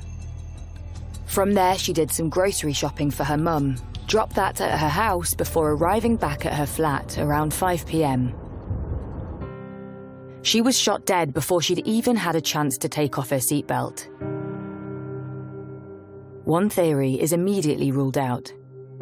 It was obvious from the outset that this wasn't some robbery, because her handbag and its content was still in the passenger front footwell. With no murder weapon at the scene, police have to consider something even more terrifying. You've got almost what looks to be almost like a gangland style execution has happened in the middle of this little village. I think our initial thoughts were it could be a contract killing, because we didn't know anyone else that would have anything to do with something like that. With the shooting showing all the hallmarks of a professional hit, police need to establish if Marion was the target, or was it a case of mistaken identity? So delve deeper into life with her second husband, Michael Reeder. Can't really pinpoint the time that she started to change, but it was definitely not long after they got married. I would say probably within the year, she started to look tired. She wasn't putting makeup on. It seemed like he was charming all the right people. He was doing lovely things for her, for my sister's kids. He was going golfing with my brother-in-law. He was nice and pleasant to the people he needed to be at the time. But I would see different traits in my mum that just wasn't my mum. She'd lost her spark. I could see she wasn't happy, but I think she didn't want to be seen as a failure. Like, you know, I've married him really quick, people didn't approve, you know, they're going to say I told you so. So she tried to stick it out. In 2017, Marion and Michael split up. When my mum left him, she called me straight away and just said, I've left Mike.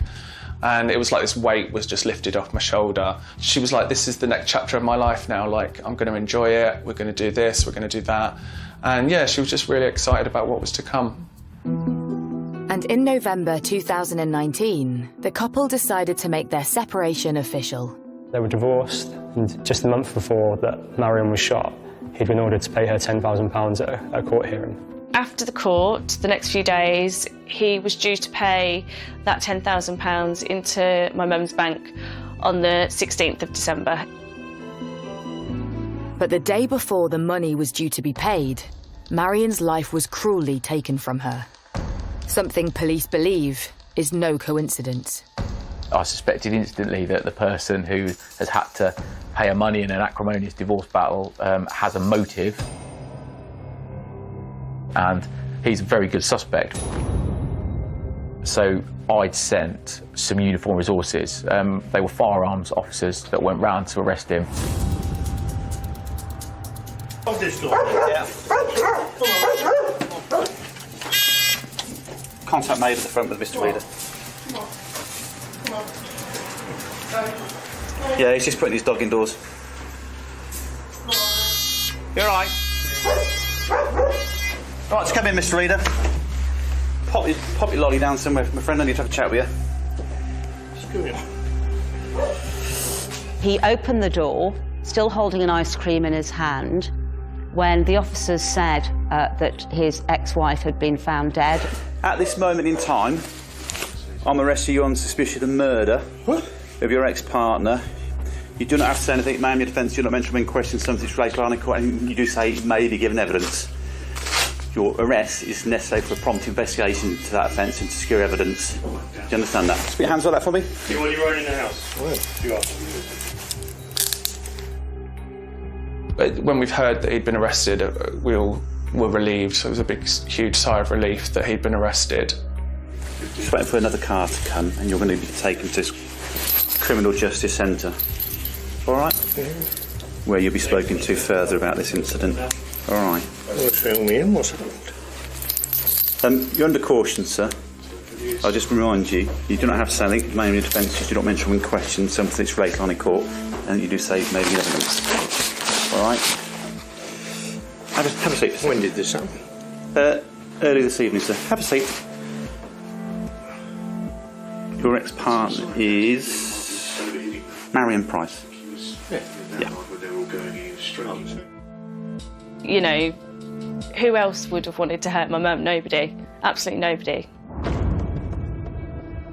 Michael Reader is taken in for questioning, but having found no murder weapon at the scene or at Michael's home, the police have little to link him to the crime scene and need to establish if he pulled the trigger or ordered the hit on Marion. Very pressured environment because we've got an initial 24 hours, then we can ask a superintendent internally for another 12. We didn't have any sort of fingerprints or anything like that on the car at the time that we could tie him to. We didn't get anything back from our fast track submissions to the forensic lab, so we couldn't forensically initially put him there at the crime scene. We just were left with, he's done this. He's got to have done this. But police have no concrete evidence tying Reader to the murder. Time is running out to keep him in custody, and police searching his home have found nothing of interest. Couldn't find a mobile phone for him, which is unusual. I know he was sort of late 60s at the time, but everyone has a mobile phone. They looked at his bank accounts, and his bank account revealed a direct debit to a mobile phone company. The police don't need the handset in order to get the information they need from a mobile phone. They need the data from that phone, and that can be obtained through the phone company. Information from Michael Reader's mobile phone data soon turned the investigation on its head.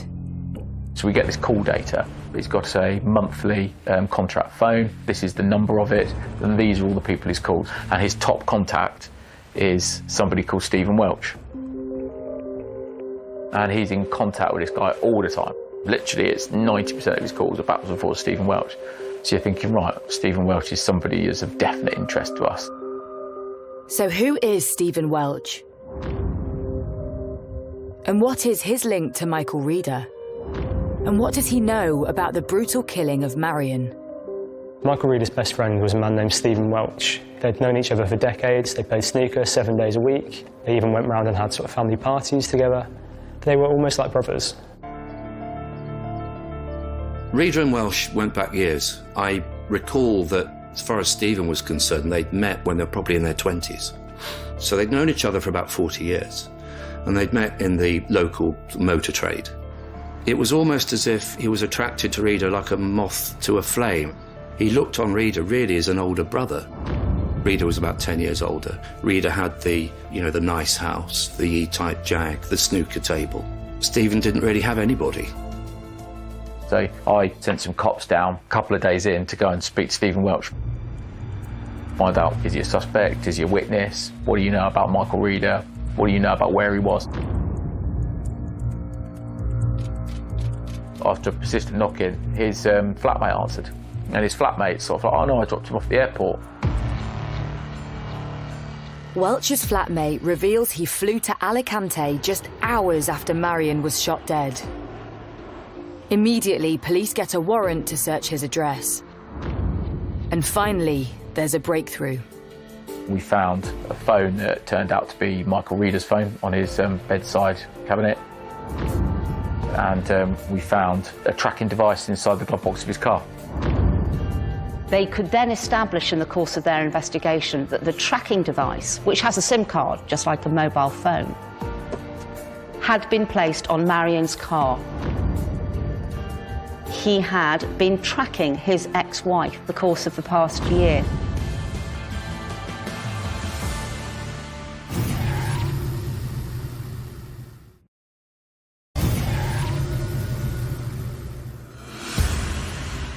In Northampton, officers investigating the shooting of grandmother Marion Price have arrested 70-year-old Michael Reeder on suspicion of murder. I'm arresting you on suspicion of murder. What? In the house. What? You asked me. But now they have another man in their sights, his friend Stephen Welch, who appears to have fled to Spain on the night of the murder. So he's raised to suspect status because I think that this is somebody that's helped Michael Reeder do this because of the calls, backwards and forwards, and calls on the day of the offence, the days leading up to offence. They're in constant contact. So I've thought, right, Michael Reeder has done this. He needed some help. This is the man that's helped him. When we found out there was a second suspect, it just opened up so many other questions as to why that person would want to be involved. Why has he been drawn into this horrendous plan? But while searching 61-year-old Welch's home, not only have police found Reeder's mobile phone, they've discovered a tracking device which very quickly reveals some startling information. What we started to understand is that Michael Reeder's phone was in contact with a tracking device for a period of about a year. Marion's car and the tracking device are in the same places at the same time. So we know the tracking device has been in the vicinity of Earls Barn, where she lives. The discovery of the tracker device in Stephen Welch's car and the linking of that tracker device to Michael Reeder's phone showed that this was a man who was obsessed with where his ex-wife was and what she was doing. It is not a normal thing in the aftermath of even the most antagonistic of divorces for an ex-husband to put a tracker device on his ex-wife's car. But he did. Whenever Michael Reeder wanted to work out where Marion was, he would send a text or call the number that was effectively on this tracker, and he'd be sent a location, and he could then map out where she was at what time of day. I mean, when you find out someone's been tracking your mum, it's just another level of disgust. Like, you just can't believe or understand why someone would want to do that. Just sickening, absolutely sickening that he'd been stalking my mum for so long. And just devastated, absolutely heartbroken that my mum was even involved in a situation like this. Like, it shouldn't have happened. Police still need to establish what Welch's involvement might have been. And analysing the tracker and the GPS phone data of both men proves enlightening. Every 5 to 7 days, the tracker sent a text message to Michael Reeder's phone, telling him the battery was low. And we could prove that mostly Welch's car was going from Northampton to Earls Barton very regularly. There was a perfectly sensible inference to be drawn that these various trips between Northampton and Earls Barton were for the sole purpose of charging the tracker. In custody, police questioned Reeder about their findings. Reeder didn't give away much. He predominantly answered no comment and just made it clear that he didn't kill his wife, and then refused to answer questions. He made us do all the work. I suspect he thought that simply getting rid of the handset would be enough to get rid of the evidence trail that ultimately led to him. He was very wrong about that, and he completely failed to understand that all the police needed was in fact to access the data, and you don't always need the handset itself in order to do that. Police might believe that Michael was tracking Marion for a year, but that didn't prove he had fired the gun which killed her. A gun which they still hadn't found. Any case, such as this, where somebody is killed with either a knife or a gun, the first thing that you will want is the murder weapon. And the first thing you will want to tell a jury about is the murder weapon and whether there are fingerprints or DNA on it. We had no such thing. It's like a bit of a needle in a haystack. We knew we were after a shotgun, but we couldn't tell how long the barrel was. We didn't know what we were looking for, other than it was a shotgun of some type. So in most murder cases, you'd imagine that somebody might find a weapon, somebody might find bullets, and Police put huge resources into that. They used big manpower. They searched the River Nen. They searched houses. They searched areas where they knew that Rita and Welch had been to, but they were never able to find it. Despite having found no weapon, police do receive some interesting information. There was a witness who had seen a man on a motorbike at a point that was looking up to where we knew Marion was visiting her mother for some 50 minutes. We had an eyewitness that said there's a bloke there on a motorbike, and I saw him and he was sat there for half an hour playing on his phone. Who was this man? Was it Michael Reeder? Or Stephen Welch? Police believe whoever it was removed the tracker from Marion's car while she was visiting her mother, then followed her back to her own home on the motorbike. He sat there on his motorbike waiting for her. He followed her back to the house and he shot her in cold blood through the window before she'd even had a chance to take her seatbelt off.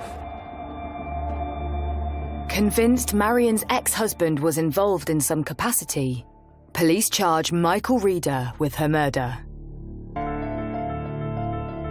But their second suspect, Stephen Welch, is still in Spain, although it appears he is keeping a close eye on events back in the UK. The police could see from Stephen Welch's phone he had been Googling as to what had happened. And on 20th of December 2019, Stephen Welch gets a big surprise. So we had a reception committee waiting for him as he came off the plane. And he came back and we arrested him. Welch admitted he'd been ferrying the tracker backwards and forwards, and he admitted in evidence, I was complicit with a long-term stalking operation. I'm disgusted and ashamed of myself and everything.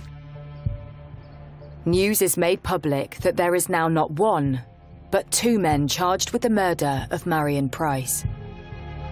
It's just scary to think about how planned it was and the potential for it to be thought through enough for two people to be involved, and that someone else might know about it and haven't been able to have intervened and not. It's just scary, I suppose, to think about. We were shocked when we found out that there was a second person involved, really shocked. We were just like, it's crazy enough that one person would want to do it, let alone an accomplice who has no reason towards my mum. But with both men denying their involvement, police have their work cut out to build a case for trial.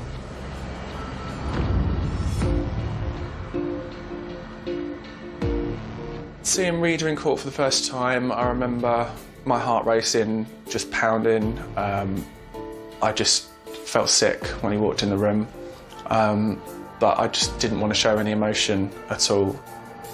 As the trial begins at Northampton Crown Court, the prosecution needs to lay out its case as to who pulled the trigger.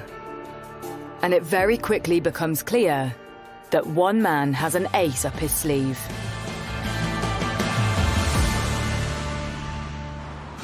In the first few days of the trial, Stephen Welch and Michael Reeder sat in the dock together. They had the occasional chat. They were best friends after all. But it soon became apparent that actually it started to dawn on Stephen Welch that Michael Reeder had really landed him in it big time. Within a few days of the trial starting, an extra dock officer was placed between them and the dock. Stephen Welch had known that Reeder had his ex-wife under surveillance. He did admit that he was playing a role in that. But at no time did Stephen Welch accept that he'd known what was about to happen or what had happened. As the trial unfolds, stories emerge revealing the truth behind Marion Price and Reeder's relationship.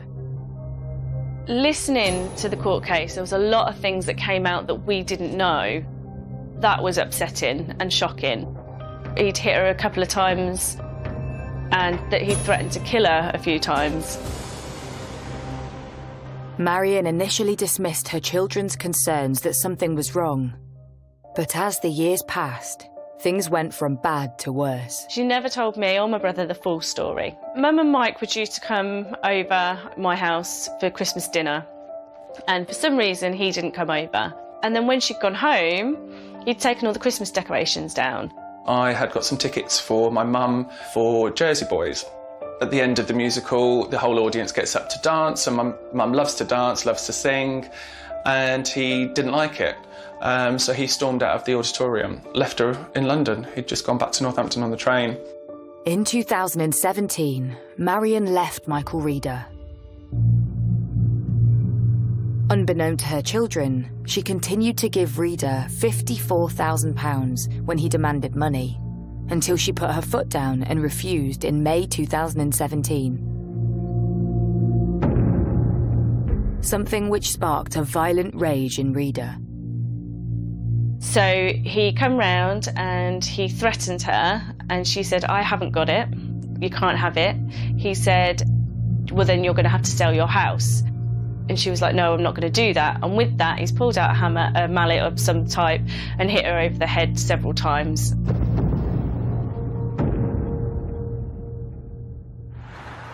Marion was taken to hospital, where she had stitches for a head wound and treatment for a broken finger. Reader was arrested and charged with grievous bodily harm. It went to court, went to trial, and apparently, you know, the jury come to the conclusion that he hadn't done it. They went with him instead of my mum. And I feel like she was failed then. Sorry.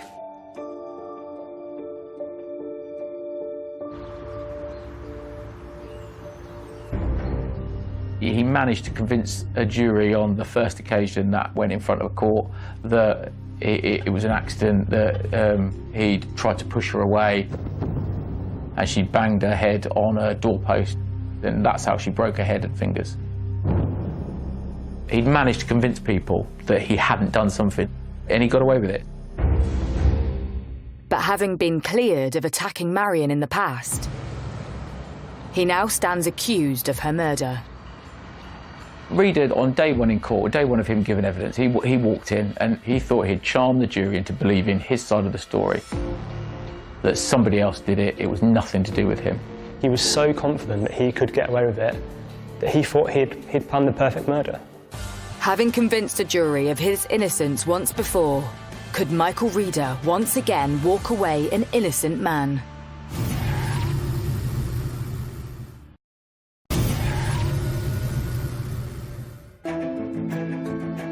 At Northampton Crown Court, Michael Reader and his best friend Stephen Welch are standing trial for the murder of Reader's ex-wife, Marion Price. We never found the motorbike. We never found the firearm. They'd planned this really well. From the outset, my concern was that Reader had not only planned to kill his wife, and he planned to get away with it, but he'd planned a fall guy by using Stephen Welch as that fall guy. The court hears how in November 2018, Michael Reader bought a tracking device and burner phone in order to start keeping tabs on Marion, something which the prosecution believe turned into a bigger plan. What started off as stalking her to understand who she was with and where she was and whether she had a boyfriend and what she was doing with her money to help him with his divorce turned into the ideal method of tracking her so that he could kill her eventually. And after being ordered to pay Marion £10,000 in a divorce settlement, Reader snapped. When she came in and told me about it, and she was, you know, upbeat, she was pleased that it had all gone through and it was done. But there was just a niggle, there was just something that made me think that it wasn't all over. Reader was full of hate. He couldn't get his head around why Marion would leave him. He couldn't live with the fact that she'd left him, walked away, carried on with her life, had a family that loved her. He wanted to take that away from her. It was just jealousy, it was coercive control, and it was just him trying to have the final say on what happened with her life. The court hears how on 15th of December 2019, Marion visited her sister to get her hair done before going shopping. She then drove her silver Corsa back to Earls Barton to her mother's house, where she unloaded shopping between 4:15 p.m. and 4:30 p.m. It is here the prosecution claims the tracker was removed from her car. Marion was followed home and shot dead through her window, before she'd even taken off her seatbelt. But who actually pulled the trigger? Reader's defence was he had nothing to do with the murder. He accepted he was sort of directing what he referred to as a surveillance operation on his ex-wife, using Stephen to do that. What he didn't accept was ever travelling to Earls Barton himself. And his insinuation was that whilst they both knew there was a surveillance operation going on, it would have been Stephen Welsh that took it one step further, outside Reader's knowledge. But the prosecution argues differently. We believed, knowing all that we did, that Michael Reader would have wanted his ex-wife to see that it was him who was about to shoot her. And they present the evidence they believe proves it. This is where the Google data, the GPS data, came into play, was in relation to Stephen Welsh, because that showed not only had he waited patiently at Michael Reader's home address whilst Michael Reader's phone went off to Earls Barton and was located in the car park behind Marion's flat at the time that she was shot. But also, soon as that was done, we saw Stephen Welsh's phone move from his address to meet the phone of Michael Reader in what turned out to be a garage slightly north of where Marion was living. The jury is told that after executing Marion in cold blood, Reader once again turned to his trusted friend Stephen Welsh, calling him to meet him at a nearby garage to dispose of the evidence. He said that Michael Reader gave him his coat and asked him to get rid of it. He drove up to a reservoir in order to get rid of it. There was evidence that demonstrated that Welsh had travelled up to something called, I think it's Pittsford Lakes, and then down to the River Nene in the hour or so after the shooting in order to dispose of paraphernalia connected with the murder. Stephen Welsh tried to say that he was simply a man doing a friend a favour. He said he had no idea what had happened, yet he had been asked to dispose of clothes without asking any questions. He'd been asked to meet Michael Reader at quite a rural location without asking any questions. He flew to Alicante the next morning. He saw stories online about Marion's death and he asked no questions. Who does that? The court hears that following this discovery, police searched the river. We found a bag with some clothing, a rucksack that had been thrown into the river there that became quite crucial at trial. And despite Reader's insistence otherwise, the prosecution is adamant he was the one who pulled the trigger. Whereas the prosecution case against Reader was he was the shooter, the case against Welsh was he was not the shooter. He was involved in what we call a joint enterprise. In other words, he was actively involved in the planning and assisting of the murder. Having both denied their part in the murder, on 30th of November 2020, the jury retires to consider its verdict. Would Michael Reader once again walk away a free man?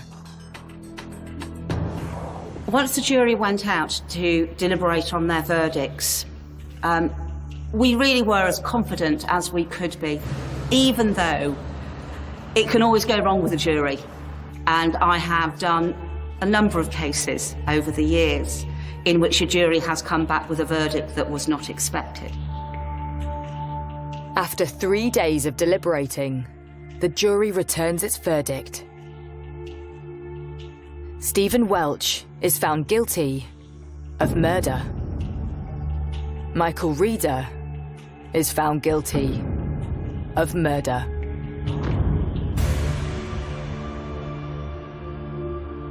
So we sat there in the court and they said guilty, and I just looked down and just started crying. Relief, you know, we've got justice for my mum. You don't feel like there's anything to celebrate when the verdict comes in. It's very sad all round. You know, we've lost our mum. Their families have lost someone in their family to prison, and it's just there's just no one wins in that situation. No one comes out any the better. On 21st of December 2020, just over a year after the brutal murder, Michael Reader is sentenced to life, with a minimum term of 31 years. Stephen Welch is jailed for a minimum of 27 years. We were pleased with the sentencing, and the judge's sentencing remarks were great. She knew what they'd done. She sentenced them accordingly. It sends a message that this behaviour, that in this county you're not going to get away with that sort of thing. I'm sure that will be something the family will take heart in. Not from a vindictive point of view, from a point of view that he won't do anyone else any harm. I think that Michael Reader was motivated by loss of control. He lost control of Marion. She had the audacity to leave him. Despite the sentences, the pain of losing their mum is something Marion's family will live with forever. The way I feel now is a bit empty, lost, but, you know, we're getting there. Living life for her.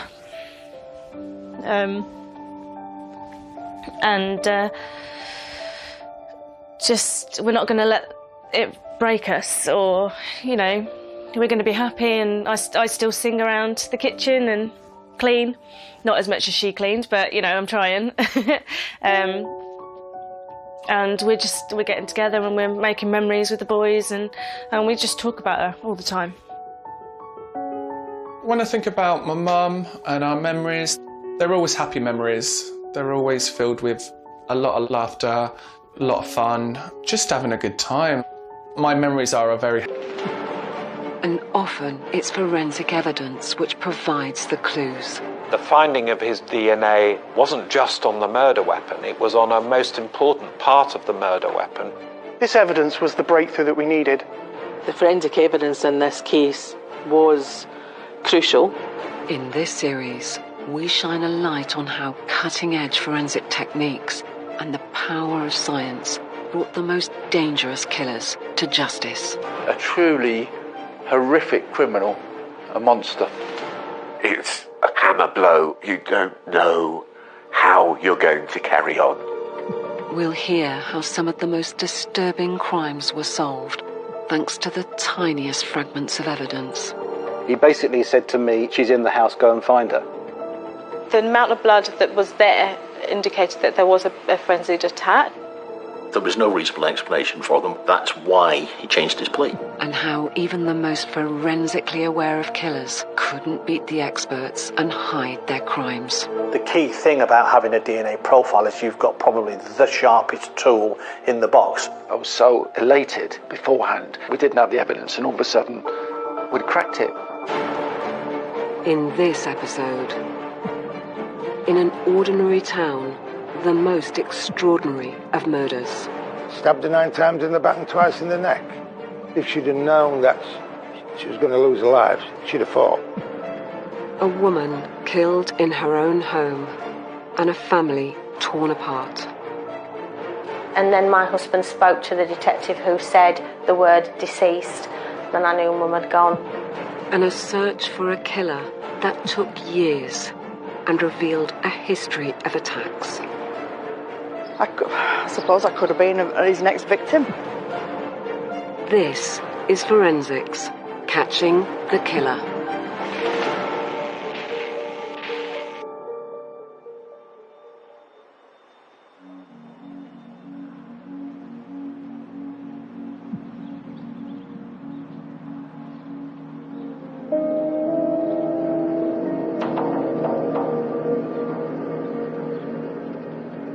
In 1994, I lived in Regent Street in Wakefield. This felt like a very safe area to live.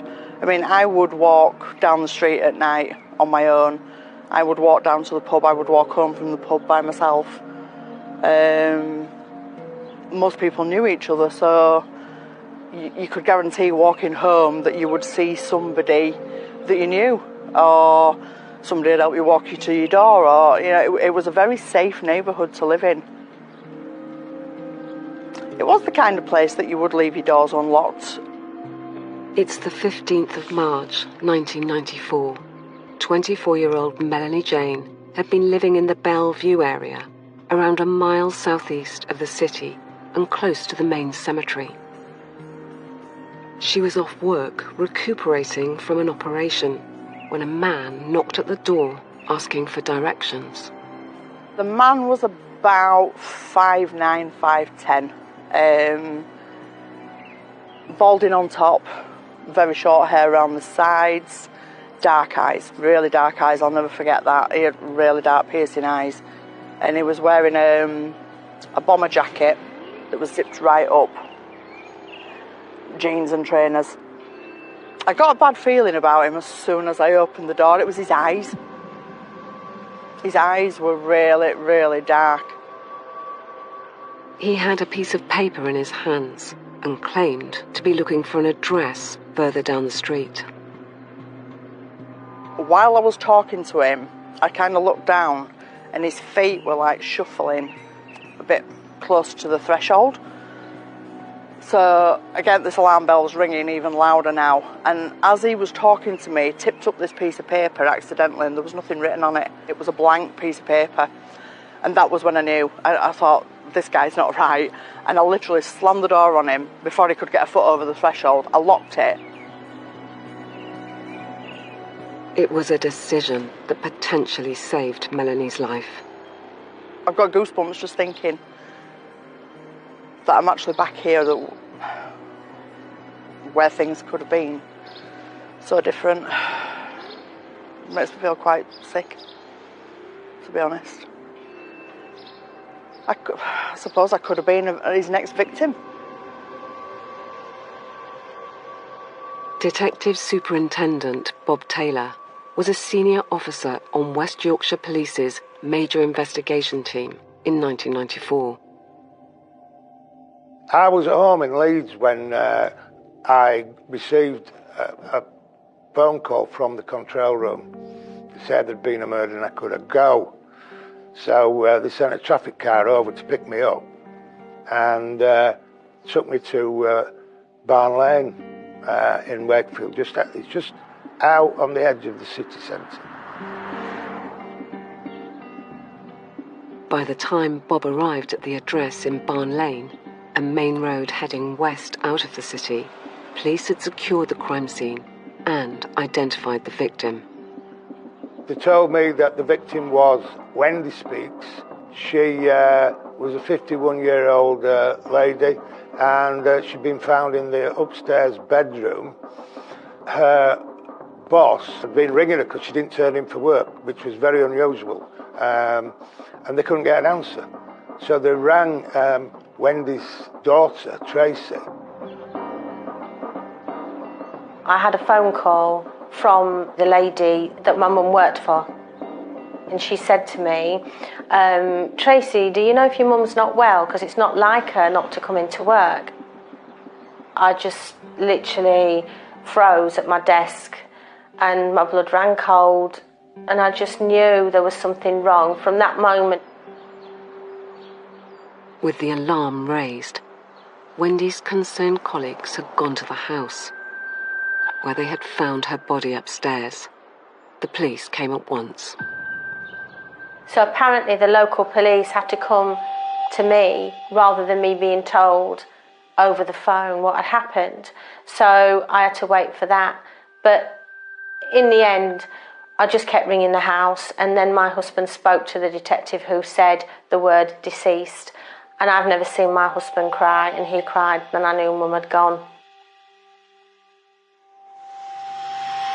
An initial assessment of the crime scene suggested that Wendy hadn't been home long when she was attacked on the 15th of March. Everything indicated that Wendy had never got into her normal routine when she arrived home.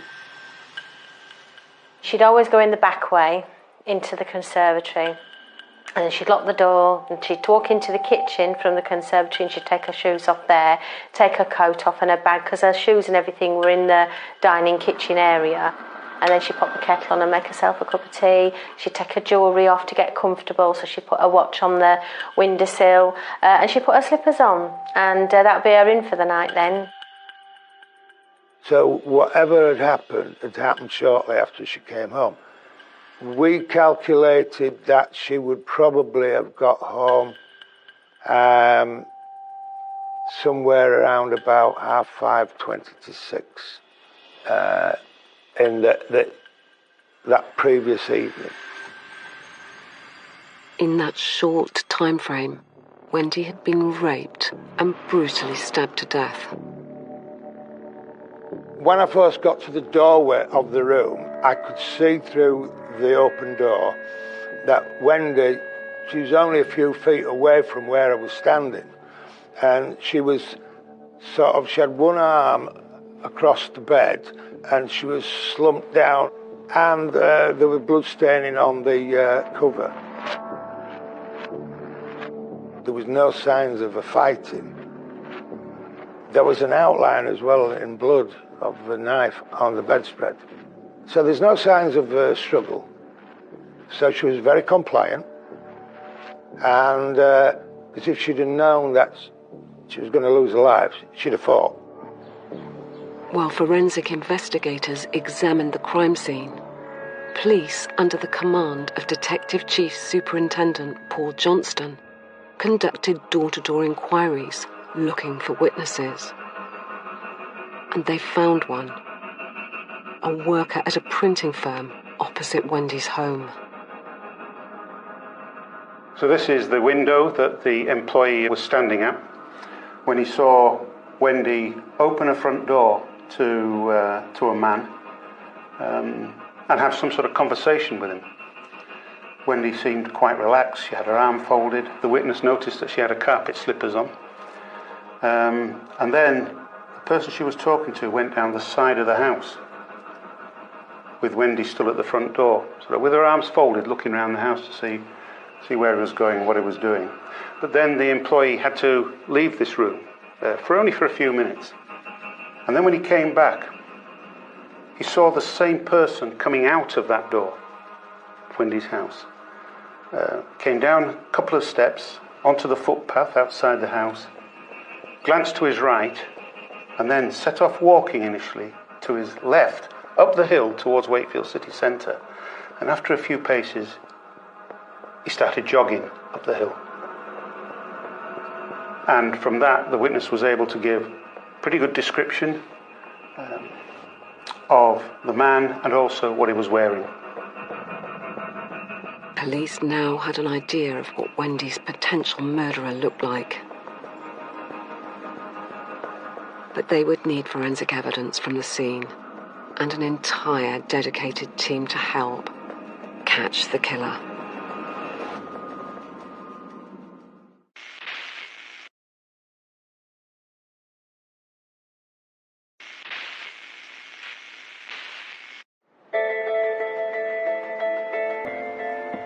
In Wakefield at that time, the crime was a lot of shoplifting, but serious crime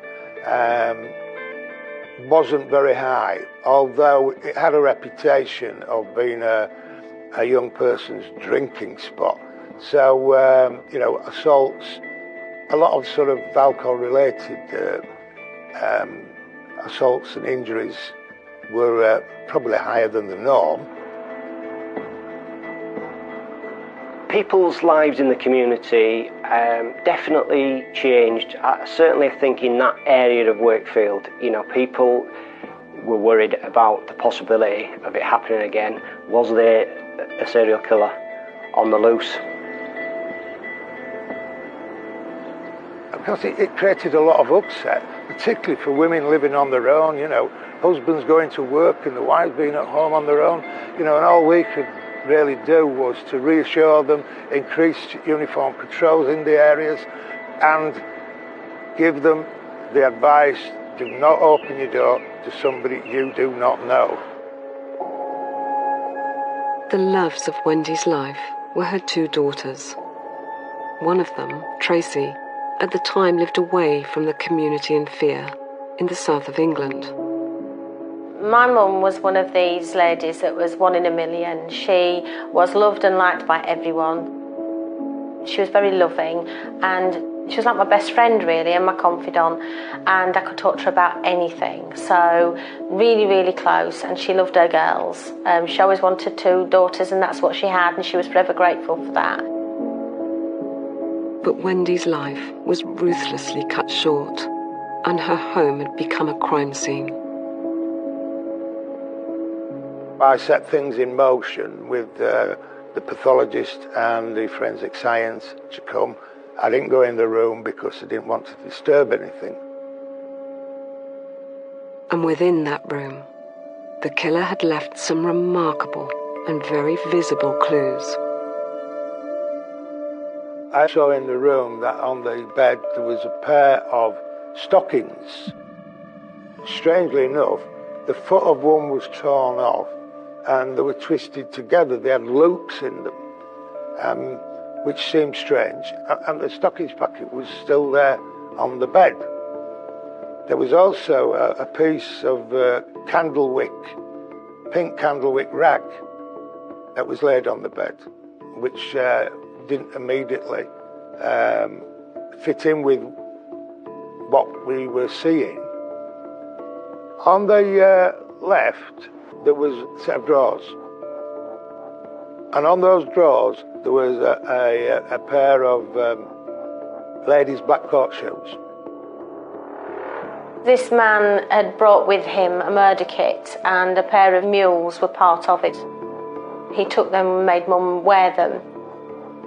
They asked us if they were Mum's shoes, and categorically 100% they were not her shoes. She would never have bought plastic, cheap, horrible mules that were not anything she would wear at all, and we've never seen them. They were not her shoes, and he brought them with him.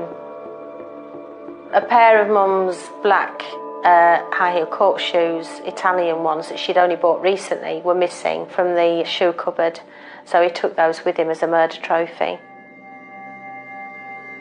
With only one possible eyewitness sighting of a man on the street who might have been the killer, forensic investigators knew they would have to rely on the crime scene itself. And their first clues came from bloodstains in Wendy's bedroom. Could she have been injured anywhere else, or is there any other sort of movement of blood? Because of the nature of the attack, was there any chance that the offender might have cut himself? Because in something where you're doing this, there's a chance that your hand could slip down the handle and you could cut yourself. When we got back to the lab and started examining the clothing, because a lot of the items were heavily blood-stained, we found that we'd got some blood that wasn't Wendy's on some of her items of clothing, as well as I think there was some on the bedding. Police now had the killer's blood, but forensic teams continued their painstaking search to find more vital evidence that would help identify Wendy's attacker.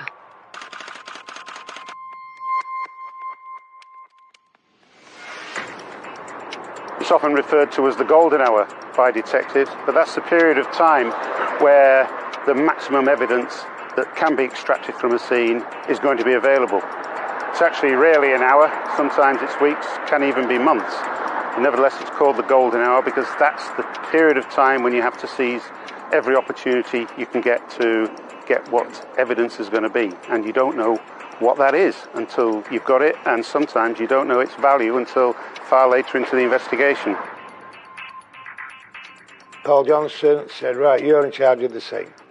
I want you to rip that house apart. There's got to be a print. Take the banister rail off. In fact, they took the door off. I said, it don't matter what damage you do, we'll pay for it. The only way that could be done properly will be to take the door handles off and subjecting them to specialist fingerprint examination. It's called supergluing at the time. But there could have potentially have been other fingerprints on the UPVC doors as well. So we had to take the doors off. We had to cut the doors in half to get them to be able to fit into the machines to do the analysis. I remember we knew that the murderer had gone up the stairs. There's always a chance that the murderer would have left a fingerprint on the wallpaper going up the stairs. I remember taking strip by strip that wallpaper off and having each strip examined individually for fingerprints. And I remember also the feeling of guilt almost at doing that, at further defiling Wendy's memory and her home when someone had been into that home and done such a terrible thing, and there we are making the destruction even worse somehow for the family. Feeling terribly guilty about doing that. But it had to be done. It was hard initially walking into Mum's home because it was no longer her home. We'd spent all those times together sitting in the conservatory, and it was just a murder site, and people in forensics outfits walking around Mum's home, and it was just surreal. And you could see how, if it wasn't managed properly, that forensics could be lost by people walking, touching, or accidentally, rubbing their jacket against something and wiping off a fingerprint. So the way that they managed the crime scene, I'm forever grateful to them. And the damage was worth it, as the forensic team's meticulous searching of Wendy's home did yield some clues. So we found blood on the wall just inside that front door. We found blood and a partial fingerprint on the door handle. And of course, significantly, it's on the inside. So whoever put that there had to have been in the property. Unfortunately, the fingerprint was only a partial print. That was the strongest clue. Unfortunately, they ran the match multiple times through the system. It was clear that whoever this thumbprint belonged to couldn't have had a criminal record. With no fingerprint match likely, the forensic focus now turned to the blood found at the scene. DNA profiling was in its infancy still in those days. We knew we had a DNA profile from some of the body fluid staining at the scene that could potentially provide some very compelling evidence in the future. However, in 1994, the DNA database had not been born. We didn't have the technology to do a DNA database. So we were very much working with our blood groups and doing a blood grouping screen, and I was very much involved in that. So we had hundreds of blood samples in to do this blood grouping screen, and we also had hundreds, if not thousands, of blood samples in to do a DNA screen. So we had a two-pronged attack, and the police were phenomenally busy having to go out and get samples, because back in 1994, it needed to be blood samples, which then needed there to be a police surgeon to take those samples. So it was a very, very big effort. We took DNA samples from well over 5,000 men, voluntarily. Now, sort of hindsight bias would have it when people look at murder investigations that happened some time ago. It's very easy to think, well, this was sort of done and dusted straight away. They had the fingerprint on the front door. It was obvious that was the murderer's fingerprint. Well, it wasn't. It was obvious that the murderer would have a background of serious sexual offending. He didn't. Alongside the time-consuming blood testing, detectives tried a more unusual method to narrow down their search for the killer. As a proactive side to the investigation, I decided what we'd do is try and draw people with a shoe fetish out. So we put a piece in the Sport newspaper with a telephone number which we'd set up, and we had a flat set up in Huddersfield for people who wanted to talk to this woman about shoe fetish. I wanted to meet her. So people would set up in the incident room, So people would ring the Huddersfield number, but it'd come through to the incident room, and she'd talk to them. She'd ask them if she wanted to meet, and then when they turned up at her flat in Huddersfield, they'd been met by a couple of detectives who'd, take a mouth swab and a DNA. But, yeah, so we had hundreds of people ringing up this number. But frustratingly, the man who killed Wendy wasn't one of them. He remained at large, and although the case was never closed, it did go cold.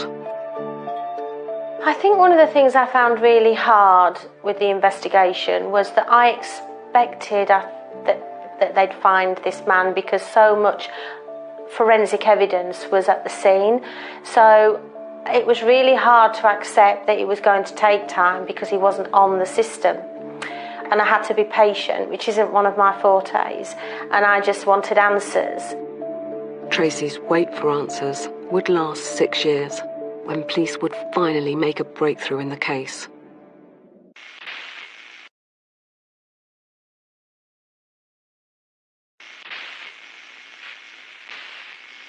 In the 1990s, and both West Yorkshire police and forensic scientists didn't give up trying to find Wendy's killer. As soon as new technology came on board, this case had the full treatment. So every time there was a new breakthrough in DNA technology, it was being upgraded. And it was all about whether or not the individual was going to be on the DNA database and whether or not that profile was then going to be searched. Despite thousands of samples having been taken, there was still no match to either the partial fingerprint or the DNA profile found at the scene of Wendy's murder. But just as DNA science was advancing, fingerprint analysis was also becoming more accurate, with identification made possible using even just partial prints. And in March 2000, there was a match. The prints belonged to a man called Christopher Farrow. He was living with a partner and child in a Leeds suburb, less than 30 kilometres away from Wendy's home in Wakefield. He was 33. He lived in the Cookridge area. He was just your average Mr. Joe Public. Worked as a painter and decorator, had a 9-to-5 job. He'd been in a pub, and there was a policewoman in the pub, and he was bragging about drinking and driving, so she actually arranged for him to be arrested. So they took his fingerprints. I remember vividly, once we got the name of the person who had left that fingerprint, immediately looking at the background and being absolutely astonished that his profile didn't anywhere near fit that we expected it to, if he had been the murderer. No criminal convictions to speak of, no history of sexual offending, no connection, as far as we knew, to Wakefield. So why would his fingerprint have been there? And you immediately start thinking, well, is this a red herring? Could this be the murderer? Or could it be someone who's had legitimate access to Wendy's house? But clearly we were going to be speaking to this individual. The very strong likelihood was that he was going to be arrested, and we were going to be seeking his DNA. Paul decided to proceed with that arrest, and what his officers discovered when they moved to make it would surprise them all. I sent a team of our best detectives to his house to make the arrest. They commented straight away that he was a real cool individual, hardly showed any emotion or even reaction at all. It's very strange, isn't it, for someone who's been arrested, pulled out of the bed at 5 o'clock in the morning, arrested on suspicion of murder, to not even ask, why me? Why have you come into my house? But he didn't do any of that. He kept very, very quiet. So straight away you're getting a good feeling about this individual. But we still wanted that definitive proof. And then it was straight over to Wakefield, where he was interviewed. In custody, Farrow continued to play it cool and deny any involvement in Wendy's murder. No, don't know Wendy Speaks, never been to Wakefield. All right, well, we'll take took a blood sample, one to go to forensic for blood grouping, and the other one was going down by motorcyclists to the Metropolitan Police Lab, because they were the only people at that time that could do a DNA in 24 hours. They tell him about the fingerprint. Tell him about the fingerprint was found on the inside of the door handle. No, never been to Wakefield, don't know Wendy Speaks. Then we get a phone call from the forensics scientist to say the blood grouping from the blood sample we sent to them is the same as the semen. Now, blood grouping is you can get a rare blood group, which can be 6.2% of the population, so, it's not definitive. But it was the same blood grouping. And that's when he rolled over and confessed to killing Wendy. When he admitted it, it was mixed emotions, to be honest with you. I remember watching him whilst he was being interviewed remotely and thinking, even then, could this really be Wendy Speaks' murderer? Someone who has got no history as such. Not someone I was imagining would end up interviewing about Wendy's murder as a true suspect. But then when the DNA evidence was put to him and the fingerprint evidence, he admitted it. And still, detectives tried to get answers to some of the missing pieces of the jigsaw puzzle. We want to find the whole truth when we interview suspects, but they don't necessarily will give you it all. When it was put to him that, you had a knife, you had this rag to use as a gag, you bought these stockings, you had you had a bit of a murderous kit here. Oh, no. The rag was in my pocket because I used it at work. I used it to clean your hands. And the knife was just something that, happened to be in there. It certainly wasn't one of Wendy's knives, so he brought the knife to the scene. He told us where he disposed of the items, but of course this is 6 years on. But he was insistent that he didn't have a shoe fetish, and that he only killed Wendy as an afterthought. But now, 9 times, stabbed her 9 times in the back and twice in the neck. Don't think so.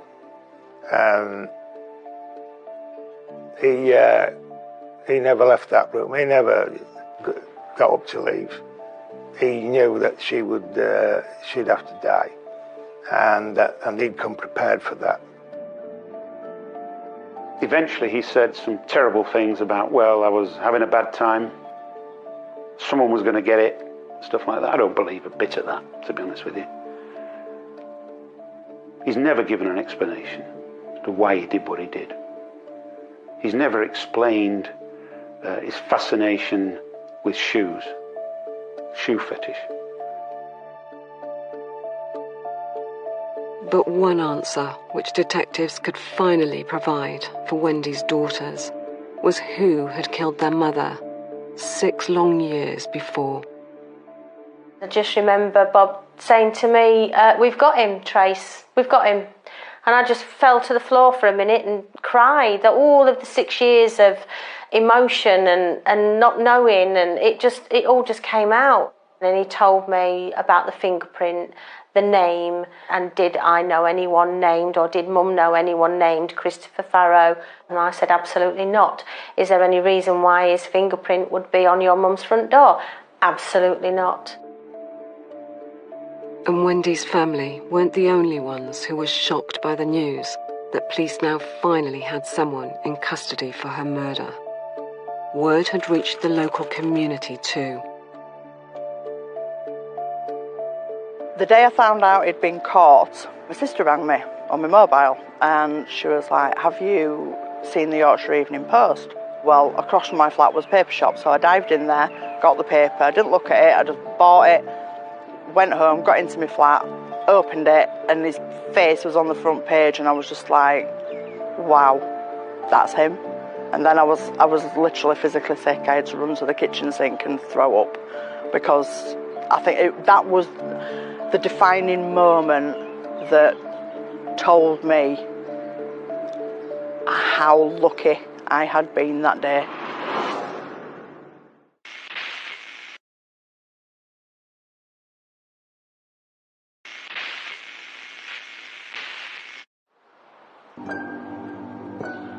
In the year 2000, after 6 years at large, the killer of Mother, Wendy Speaks, had been snared by a partial fingerprint he'd left at the crime scene.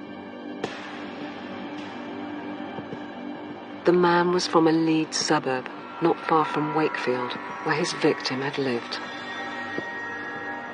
When Christopher Farrow appeared before the Crown Court, we turned up on the morning only to be told that he would be entering a guilty plea to murder and several other offences. And yet the courtroom was absolutely packed at Leeds Crown Court. Wendy's daughters attended every day of the hearings. The man who finally sat in front of them during that time, and who had admitted killing their mother, was not the kind of person they expected. I was thinking and expecting all those 6 years it'd be this big, horrible murderer, and he wasn't. He was just this pathetic little, balding, skinny little man.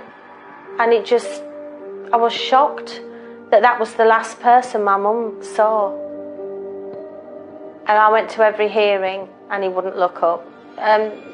Cowards, that's what he is. He's a coward. He didn't want to look at me and my sister. He didn't want to look at my family. He had his head down. And that's what he wants. He wants it all to go away. Minimise, minimise, minimise. And that's been his strategy all along. While we were swearing a jury in, because we needed to, we were going to go with it, he came back and said he'd admit to the approach to woman A as well. So, in agreement with the Crown Prosecution Service, said, right, well, we'll accept those pleas. Now, of course, what we didn't do, because he denied it all the way up to court, we'd never had an opportunity when he had admitted it to sit him down and say, well, how did you choose that? How did you choose that? He was keen to minimise what he'd done. I think it's all part of the fact that he's never really, throughout all of these years, never showed any remorse. And I think he tried to explain what he'd done away as he described himself as a rapist who murdered and not a murderer who raped. And he got sentenced. His counsel tried to suggest in mitigation that he only killed her because she could identify him, and the judge really tore him a strip off, saying, that's not mitigation. No, it's not. You killed her, and you intended to kill her, whether you did it before or as an afterthought, you still killed her. On the 14th of November 2000, Christopher Farrow was given a life sentence with a minimum term of 18 years for the murder and rape of Wendy Speaks. The fact that he's admitted guilt but never shown remorse ever, it just shows what kind of a psychopath he is. And that's the way he is. He feels no emotion, he feels no remorse, he doesn't have any. He saw Mum as an object. He sees women as an object. That's the way he is. That's his DNA. Ultimately, it was forensic science that solved the murder of Wendy Speaks.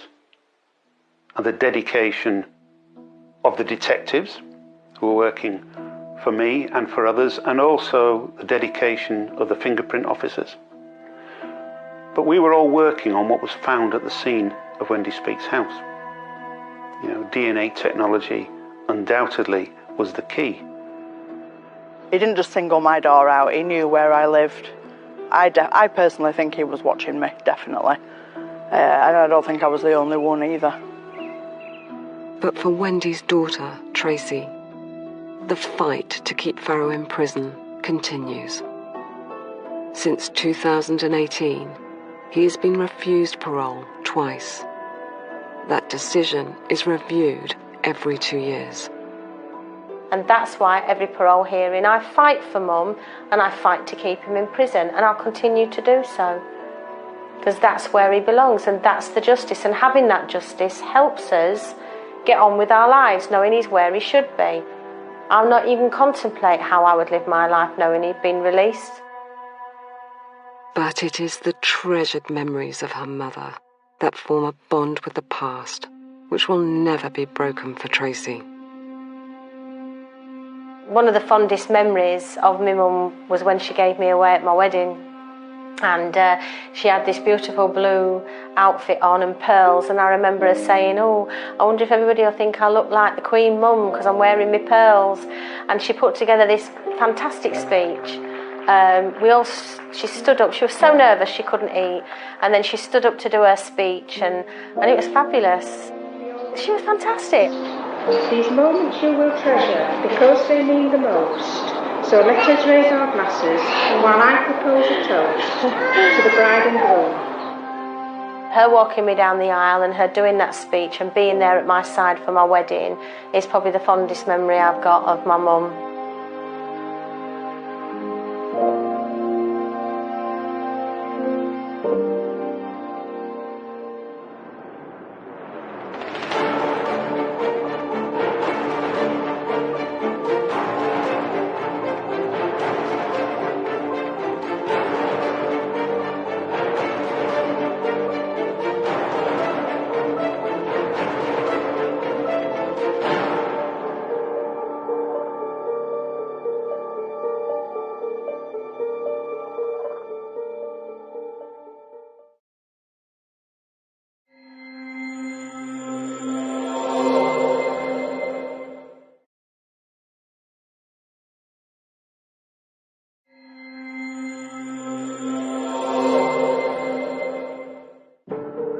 Whenever there's a murder, it's the job of detectives to find out who the killer is and how they killed.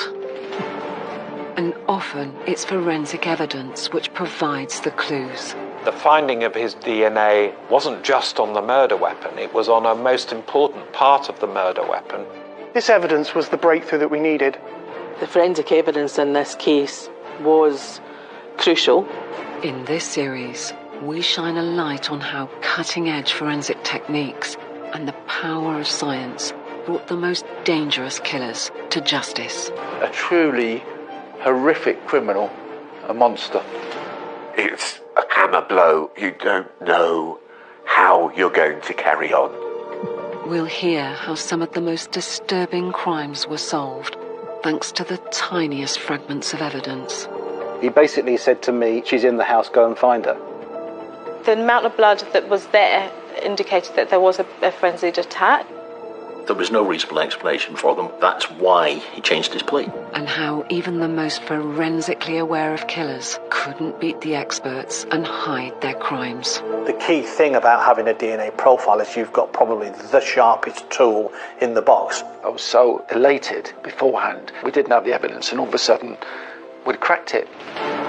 In this episode, a terrible discovery in the public toilets of a bus station. She went to the cubicle and struggled to open the door, and then found this scene of carnage, which is no exaggeration. A massive forensic murder investigation that spanned 12 years. Could be a really dangerous offender out there on the loose. And the finding of a killer where he was least expected. That scene of apparent normal family life, an individual in full-time employment, was absolutely not what I expected in this case. It's just one of them things that you cannot forget because it involved your community. This is Forensics, Catching the Killer.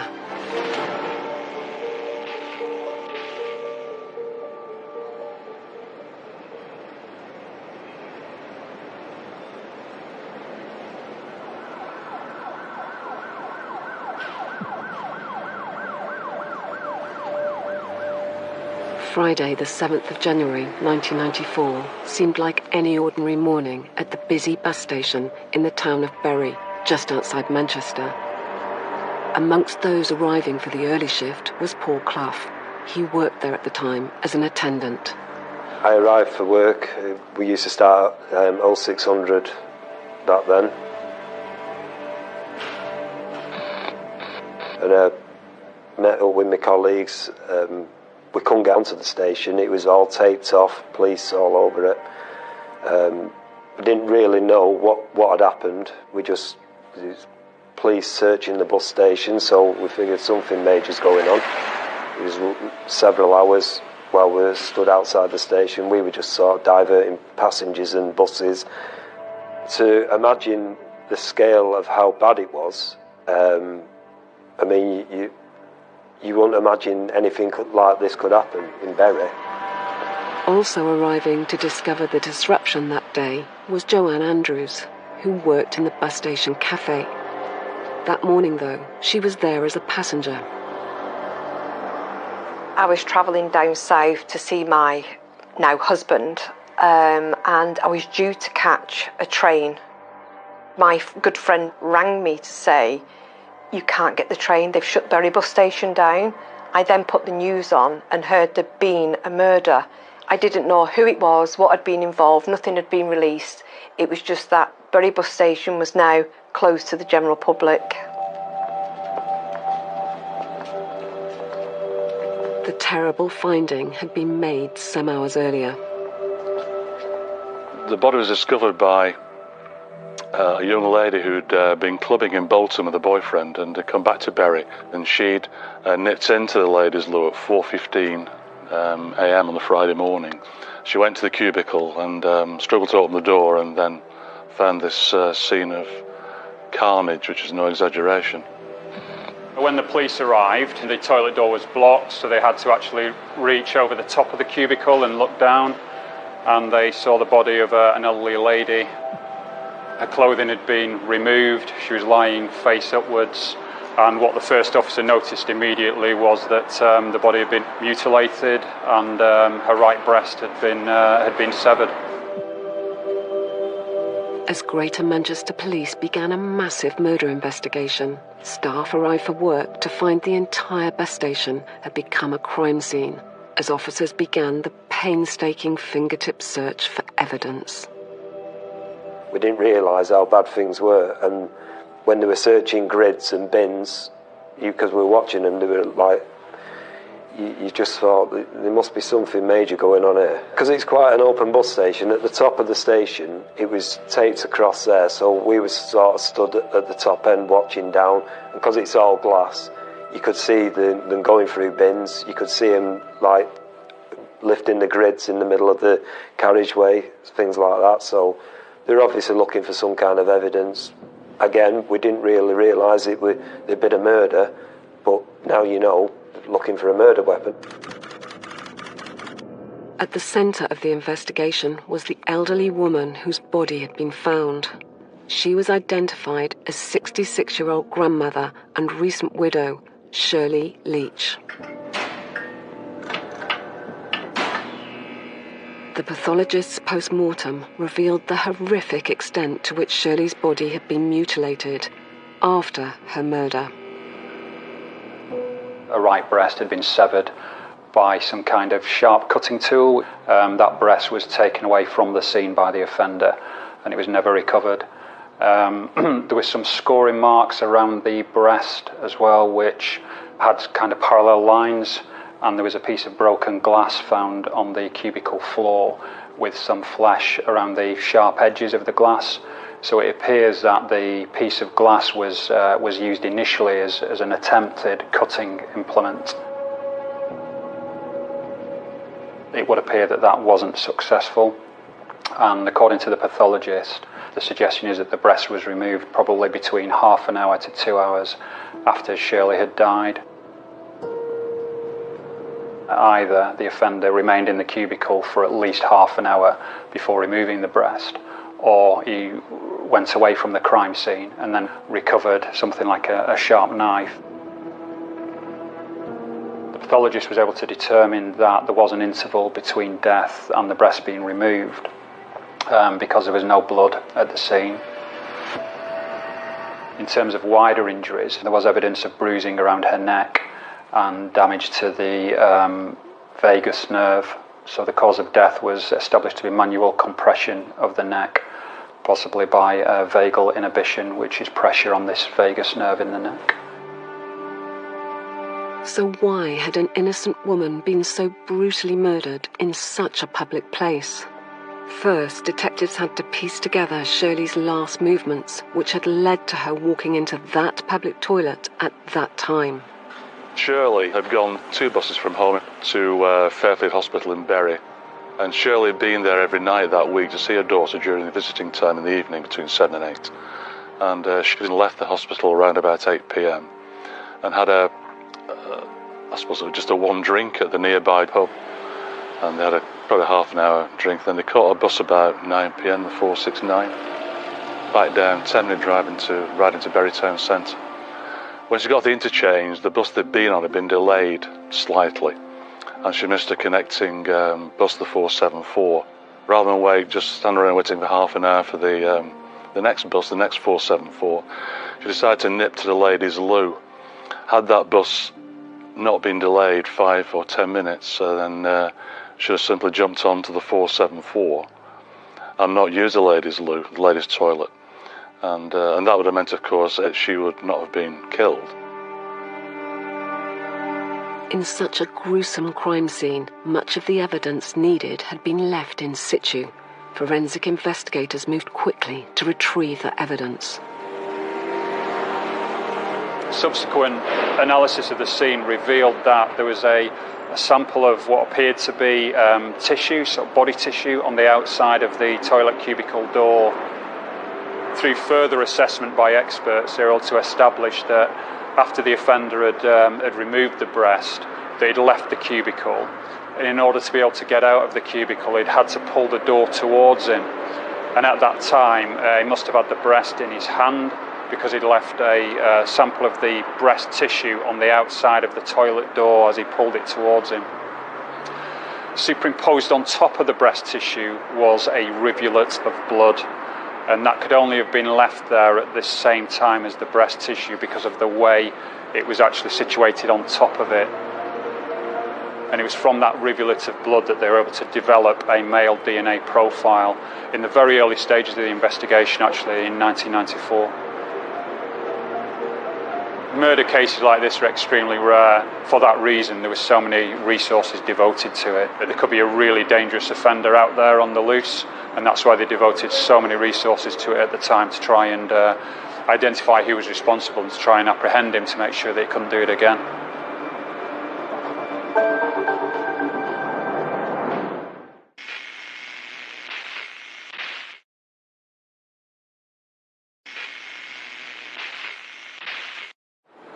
In a public place means that there's an opportunity for bodily fluids, let's say, to be there that are actually nothing to do with the offence that you're investigating. There are obviously objects in there. There might be cigarette ends, there may be litter, there may be food, various things there. And of course, at a crime scene like that, you don't necessarily know what is relevant and isn't relevant. And one of the first things is to recover what is there. There's a window of opportunity whereby you can recover material at a crime scene that you're not going to have once it's released. So in that first hour or two of an examination, you're going to want to recover everything that you can, because you won't get a chance later on. Especially a public place, at some point eventually you're going to have to take the ropes down essentially and allow people back into that space. In something like a public lavatory, it's also enclosed, it's a tight space, a cubicle, so there's I can't have too many people in there, so there's obviously logistical problems of doing a full scene examination. Despite being just half an hour's drive from busy Manchester, Bury was a small town and used to seeing violent crime of this nature, and its residents, both male and female, had felt safe. Bury's probably one of the quietest divisions, the policing divisions in Greater Manchester, and that was no different in the mid-1990s. So that again made it such a shocking crime, I think, for the local community, because they were just not used to having such serious crimes committed within the town centre. Go out at night, used to go out with my friends, didn't have enough money to get a taxi home, so 2:30 in the morning I'd be walking home in my high heels. But yeah, it was safe, didn't have any issues. And like Joanne, Shirley Leach had also felt safe at night. She had lived a quiet life, with time spent with family her main focus. Shirley was a widow. She'd recently lost her husband prior to being murdered. She'd been to visit her daughter in hospital on that Thursday evening. A very polite lady, no real enemies at all within the community. In particular, the small bus station community. Joanne Andrews was 25 at the time. There was a cafeteria in the Bury bus station right next door to the train station, and I used to do a Saturday shift there, and the odd occasion through the week when the staff were off or they needed cover. So yeah, just a cafe girl. Joanne was at work when the cafe first reopened after the murder. Went into work. We'd not opened the cafe at that particular point, and we'd had a cup of tea and a meeting with the manager and the other girls who were on shift that day. And in the cafe, on the counter side, there was a hatch that we used to serve the general public to as well. We decided to keep that hatch closed because for our safety, this person was still out there. We kept things very sedate. There was always one member of staff on the cafe floor rather than behind the counter because we didn't know what to expect. And it was nerve-wracking. Your mind's just a bit more sharper. Anyone who walks into the cafe who you've not seen for a while, you think, who are them? Where have they come from? What are they doing here? You was questioning everybody's, why they was there. There wasn't so many people around. Takens had dropped. The buzz of the cafe had changed. The air was thick. Overnight, Bury changed to a place where local people were aware that there might be a killer in their midst. And if an elderly woman could be so violently murdered in such a public place, what might the killer do next? It was all the talk of all the pubs and the clubs, and certainly, women were being told not to go on the bus station on their own. Shopkeepers who did sell these personal attack alarms reported women coming in asking for them. We had a killer on the loose. We didn't know whether we were local, didn't know whether we was from out of town. For a very long time after that, probably years after that, everybody was frightened, to be honest with you, because you didn't know if it was going to happen again. Knowing Shirley's murderer might strike again at any time, Greater Manchester Police faced an almost insurmountable challenge. The CCTV was quite unsophisticated then. There's one camera on the bus station, and they got a blurred image of a running man at one stage. But the DNA remained the clue. But there was one sighting of interest from another woman who had been at the bus station that night, and she had reported it to police in the early stages of the investigation. There was a sighting by a witness of a man behaving suspiciously on the interchange that night. She was so concerned, she was due to catch a bus. She abandoned her plans to catch a bus and got a taxi instead because she was that worried after seeing this man. She was able to provide an e-fit of that man, which was compiled at the time. Because they had no starting point from the investigation. They looked at people who knew Shirley. I think they were able to quickly rule out any close associates or relatives that she had at the time. It appeared to have been committed by a stranger, so they had no real starting point for the investigation. One of the main areas of focus for the investigation team at the time was people who'd been on the interchange that evening, between certain points of time from sort of 9:15 till 10:15, to trace all those individuals who've been on the interchange and to try and eliminate them forensically by obtaining that sample of blood from them. The other main line of inquiry they focused on at the time was known sex offenders in the Bury area who'd been arrested and dealt with for sexual crimes in and around that period.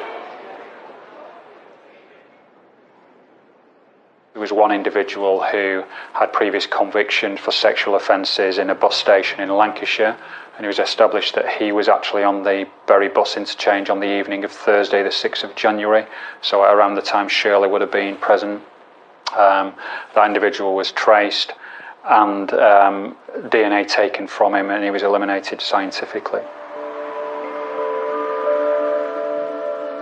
1 year later, when Andy Meeks joined Greater Manchester Police, whoever murdered Shirley still hadn't been found.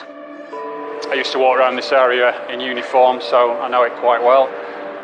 The case was very much active. They had a DNA profile of the offender, so the team at Bury was still actively going out and taking samples of blood from potential suspects all over the country, actually, so it was very much an active investigation.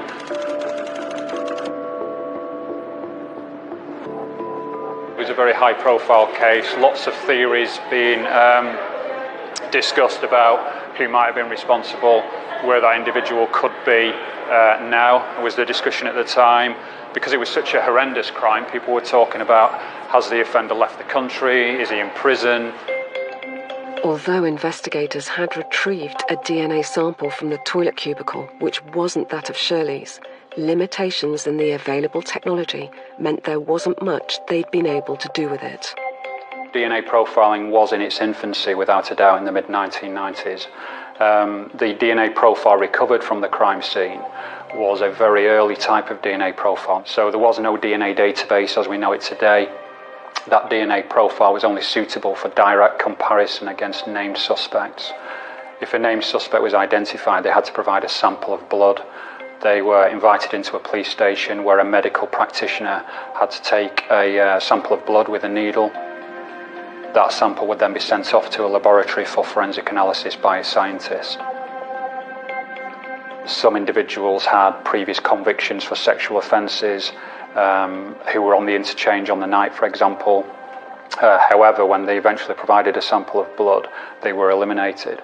I know that some individuals refused to provide samples of blood, and because there was other information which suggested they were of interest to the investigation, there was a small number who were actually arrested on suspicion of murder.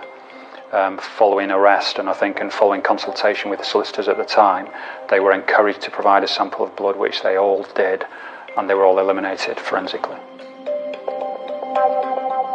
Over 14 months since Shirley's murder, and comparing DNA from 500 potential suspects, detectives were still no closer to finding her killer. But a major advance in the technology available to DNA profilers was just around the corner, and with it, everything was about to change. In 1994, we were just in the point of transitioning from the older technology to a newer technology. And the difference about that newer technology was it was actually a lot more sensitive, but the key point was that technology then gave rise to the National DNA Database in 1995. And the National DNA Database effectively is just a collection of people who've been arrested and had their DNA profiles put on. So this case actually was right on the cusp between the transition from the older technology to the newer technology. We knew at that point that the DNA profile that we had wasn't that of Shirley.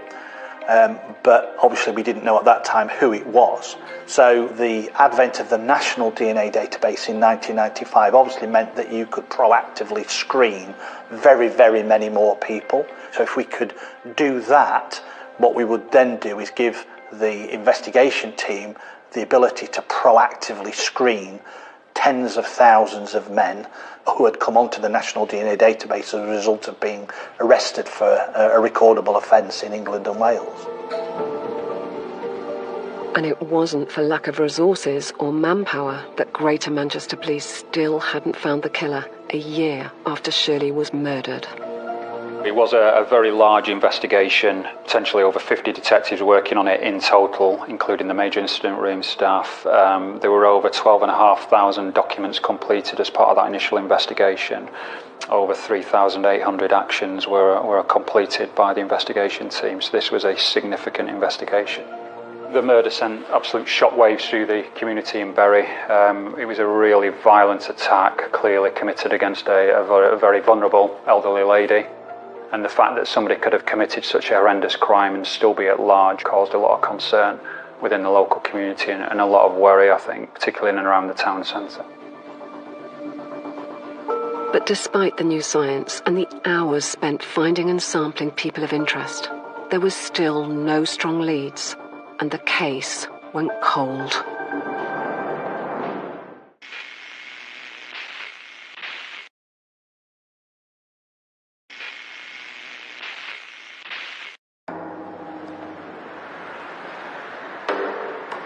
In 1994, 66-year-old grandmother Shirley Leach was brutally murdered and her body mutilated in the public toilets of Bury bus station.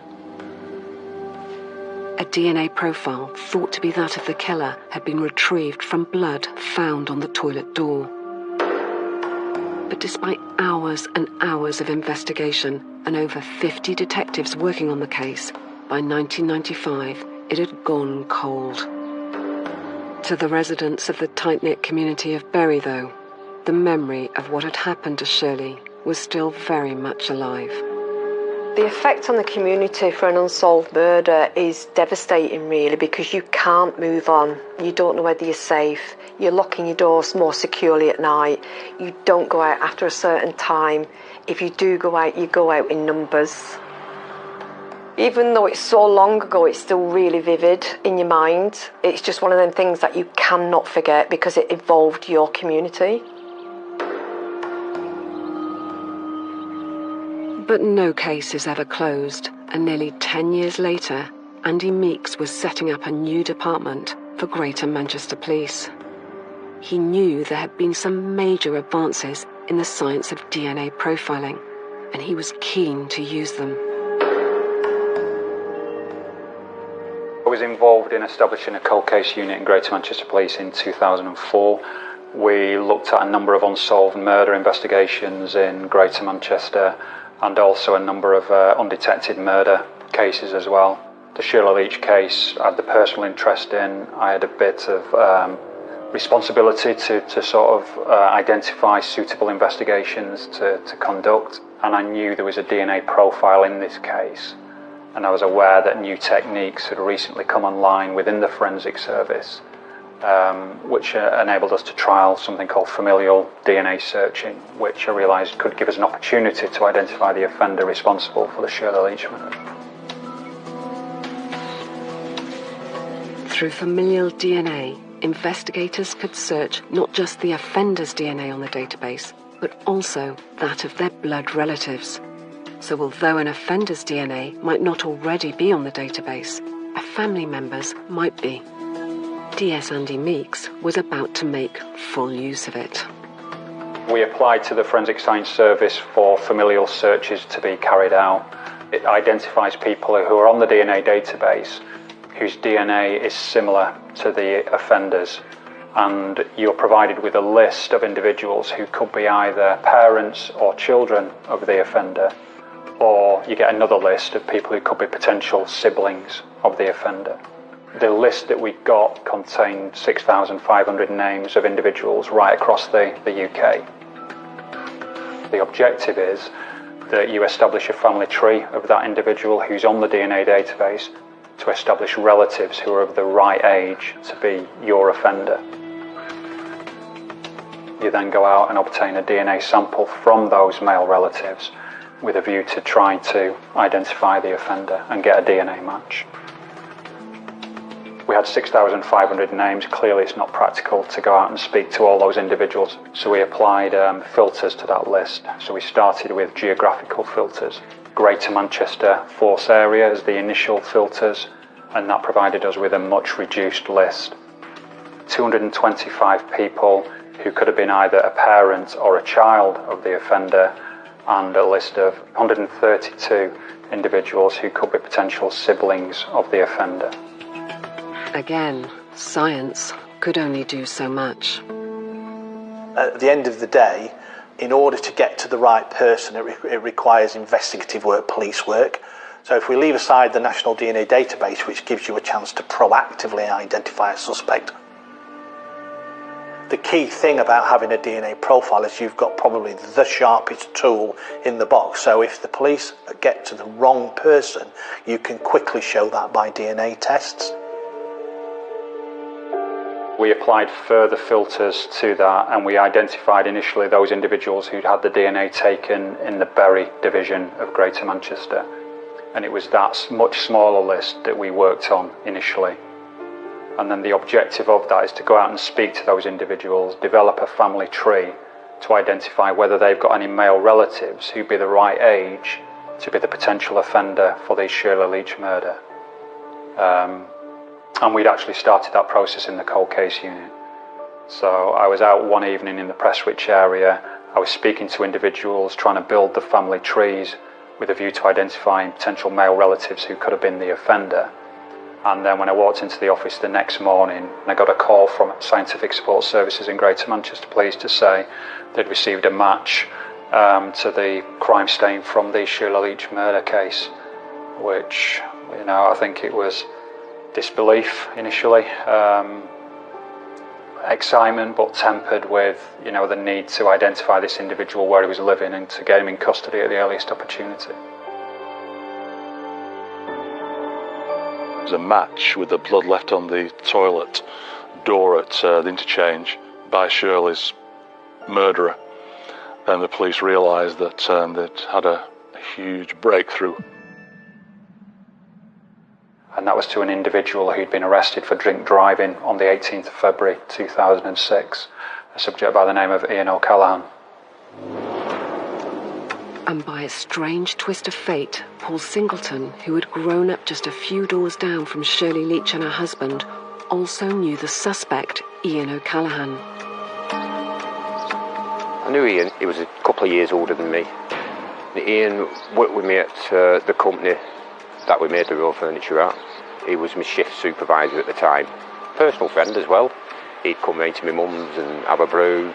We'd go out for drinks together, we'd have a laugh together, chat about his family and things that were going on. Got on really, really well with him, to be honest with you. Yeah, he was a really, really good lad.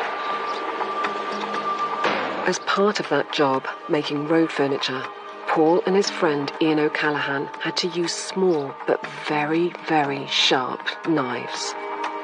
We had to carry our gloves, we'd take them home, and the trimming knives.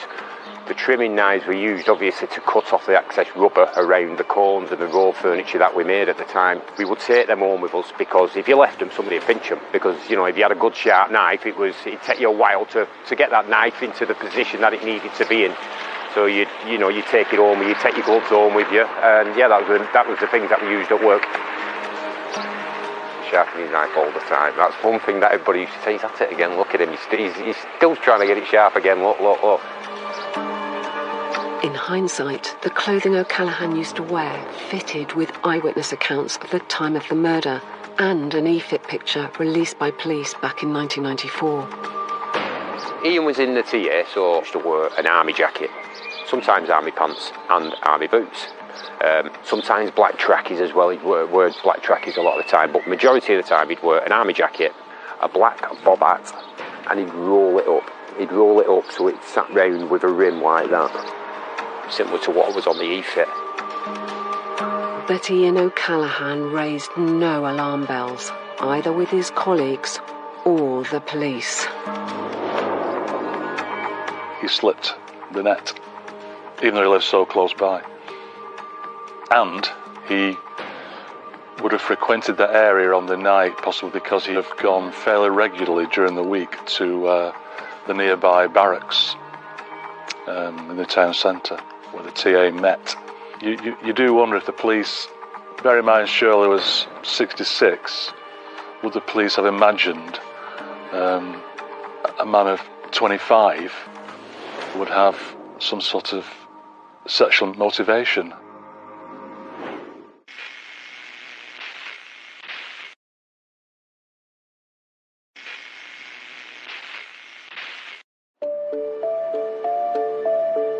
In March 2006, detectives at Greater Manchester Police had finally had a breakthrough in solving the murder of Grandma.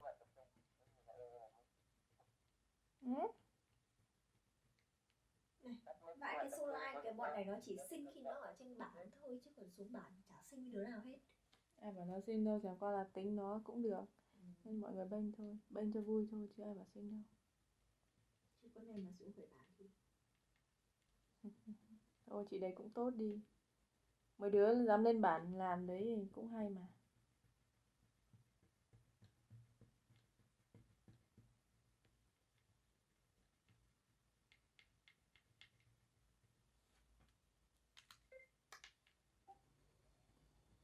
Mình sẽ tô né những cái ngôi sao này ra nha. Bởi vì cái màu hồng này nó sẽ chèn lên màu vàng ấy.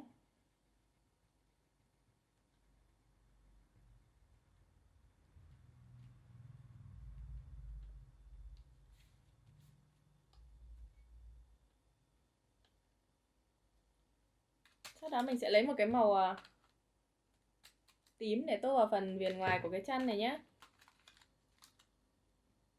Mình sẽ sử dụng ở đây là màu tím nhạt.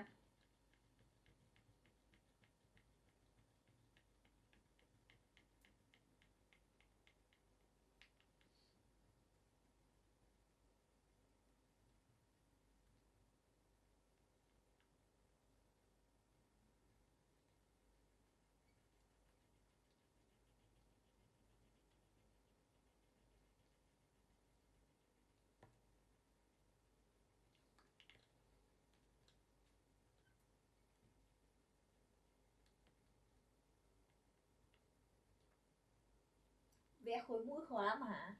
Dễ mà. Vẽ khối mũi khó lắm hả? Mà phải đi làm thế này. Giờ đéo gì cũng xăm lên mặt ạ. Bưởi. Giết nó xăm cả lớp make up lên mà sao ra được khỏi make. Đợt chả có xăm cả kem nền này, gì cả kem nền lên da ấy.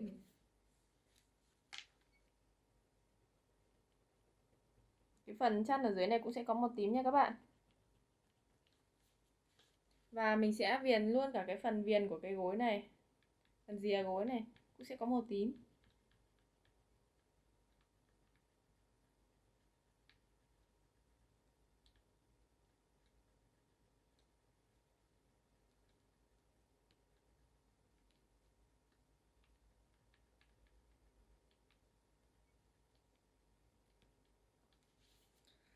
Sau đó mình sẽ chuyển sang tô phần cái con thỏ nằm ở bên cạnh Cái bến nước ngầm của cô bé này. Cái bến nước ngầm tầm xe về Thanh Hóa nhiều lần, Thanh Hóa Nghệ An ấy. Mình sẽ tô bằng màu cam nha. Dạo này em cứ thích toàn thấy mấy nhà xe chửi nhau ấy. Mà thấy gì? Nhưng mà mấy nhà xe to thật. Kiểu nó một hệ thống xe ấy. Mà xe nó xịn, xe dừng nằm ấy. Đông lắm, nó không phải kiểu như là mình về quê xe đều đều đâu. Chúng nó về 250 một vé thôi mà. Xe dừng nằm. Va nhau liên tục, nào thì nhà xe Vân Anh va với nhà xe Đức Phát, khịa nhau liên tục ấy. Thôi tao tên Vân Anh, tao bên nhà xe Vân Anh.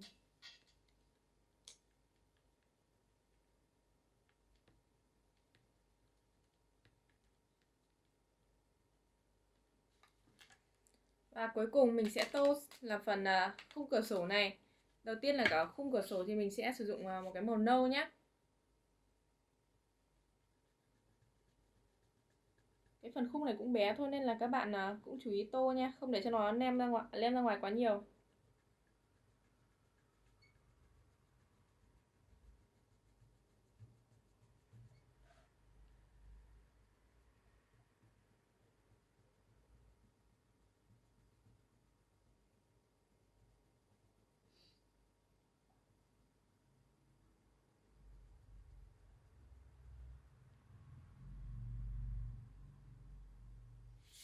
Hy sinh giữa thời bình, 12 quân nhân gặp nạn khi diễn tập tại trường bắn quốc gia khu vực 3 do khối thuốc nổ gặp sự cố đã tìm thấy phần lớn thiệt hại.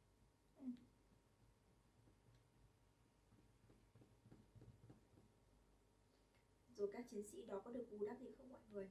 Quân nhân tại ngũ đang làm nhiệm vụ mà hy sinh thì phong liệt sĩ và thân nhân hưởng theo chế độ gia đình liệt sĩ, còn hơn là mình phải chờ cơ quan mới biết. Mệt nhỉ mẹ, nếu làm gì cũng chết. Hy sinh. Làm gì cũng khổ vãi. Em ơi, nghĩ đi làm đấy xong tự dưng cũng mất con. Chả hiểu.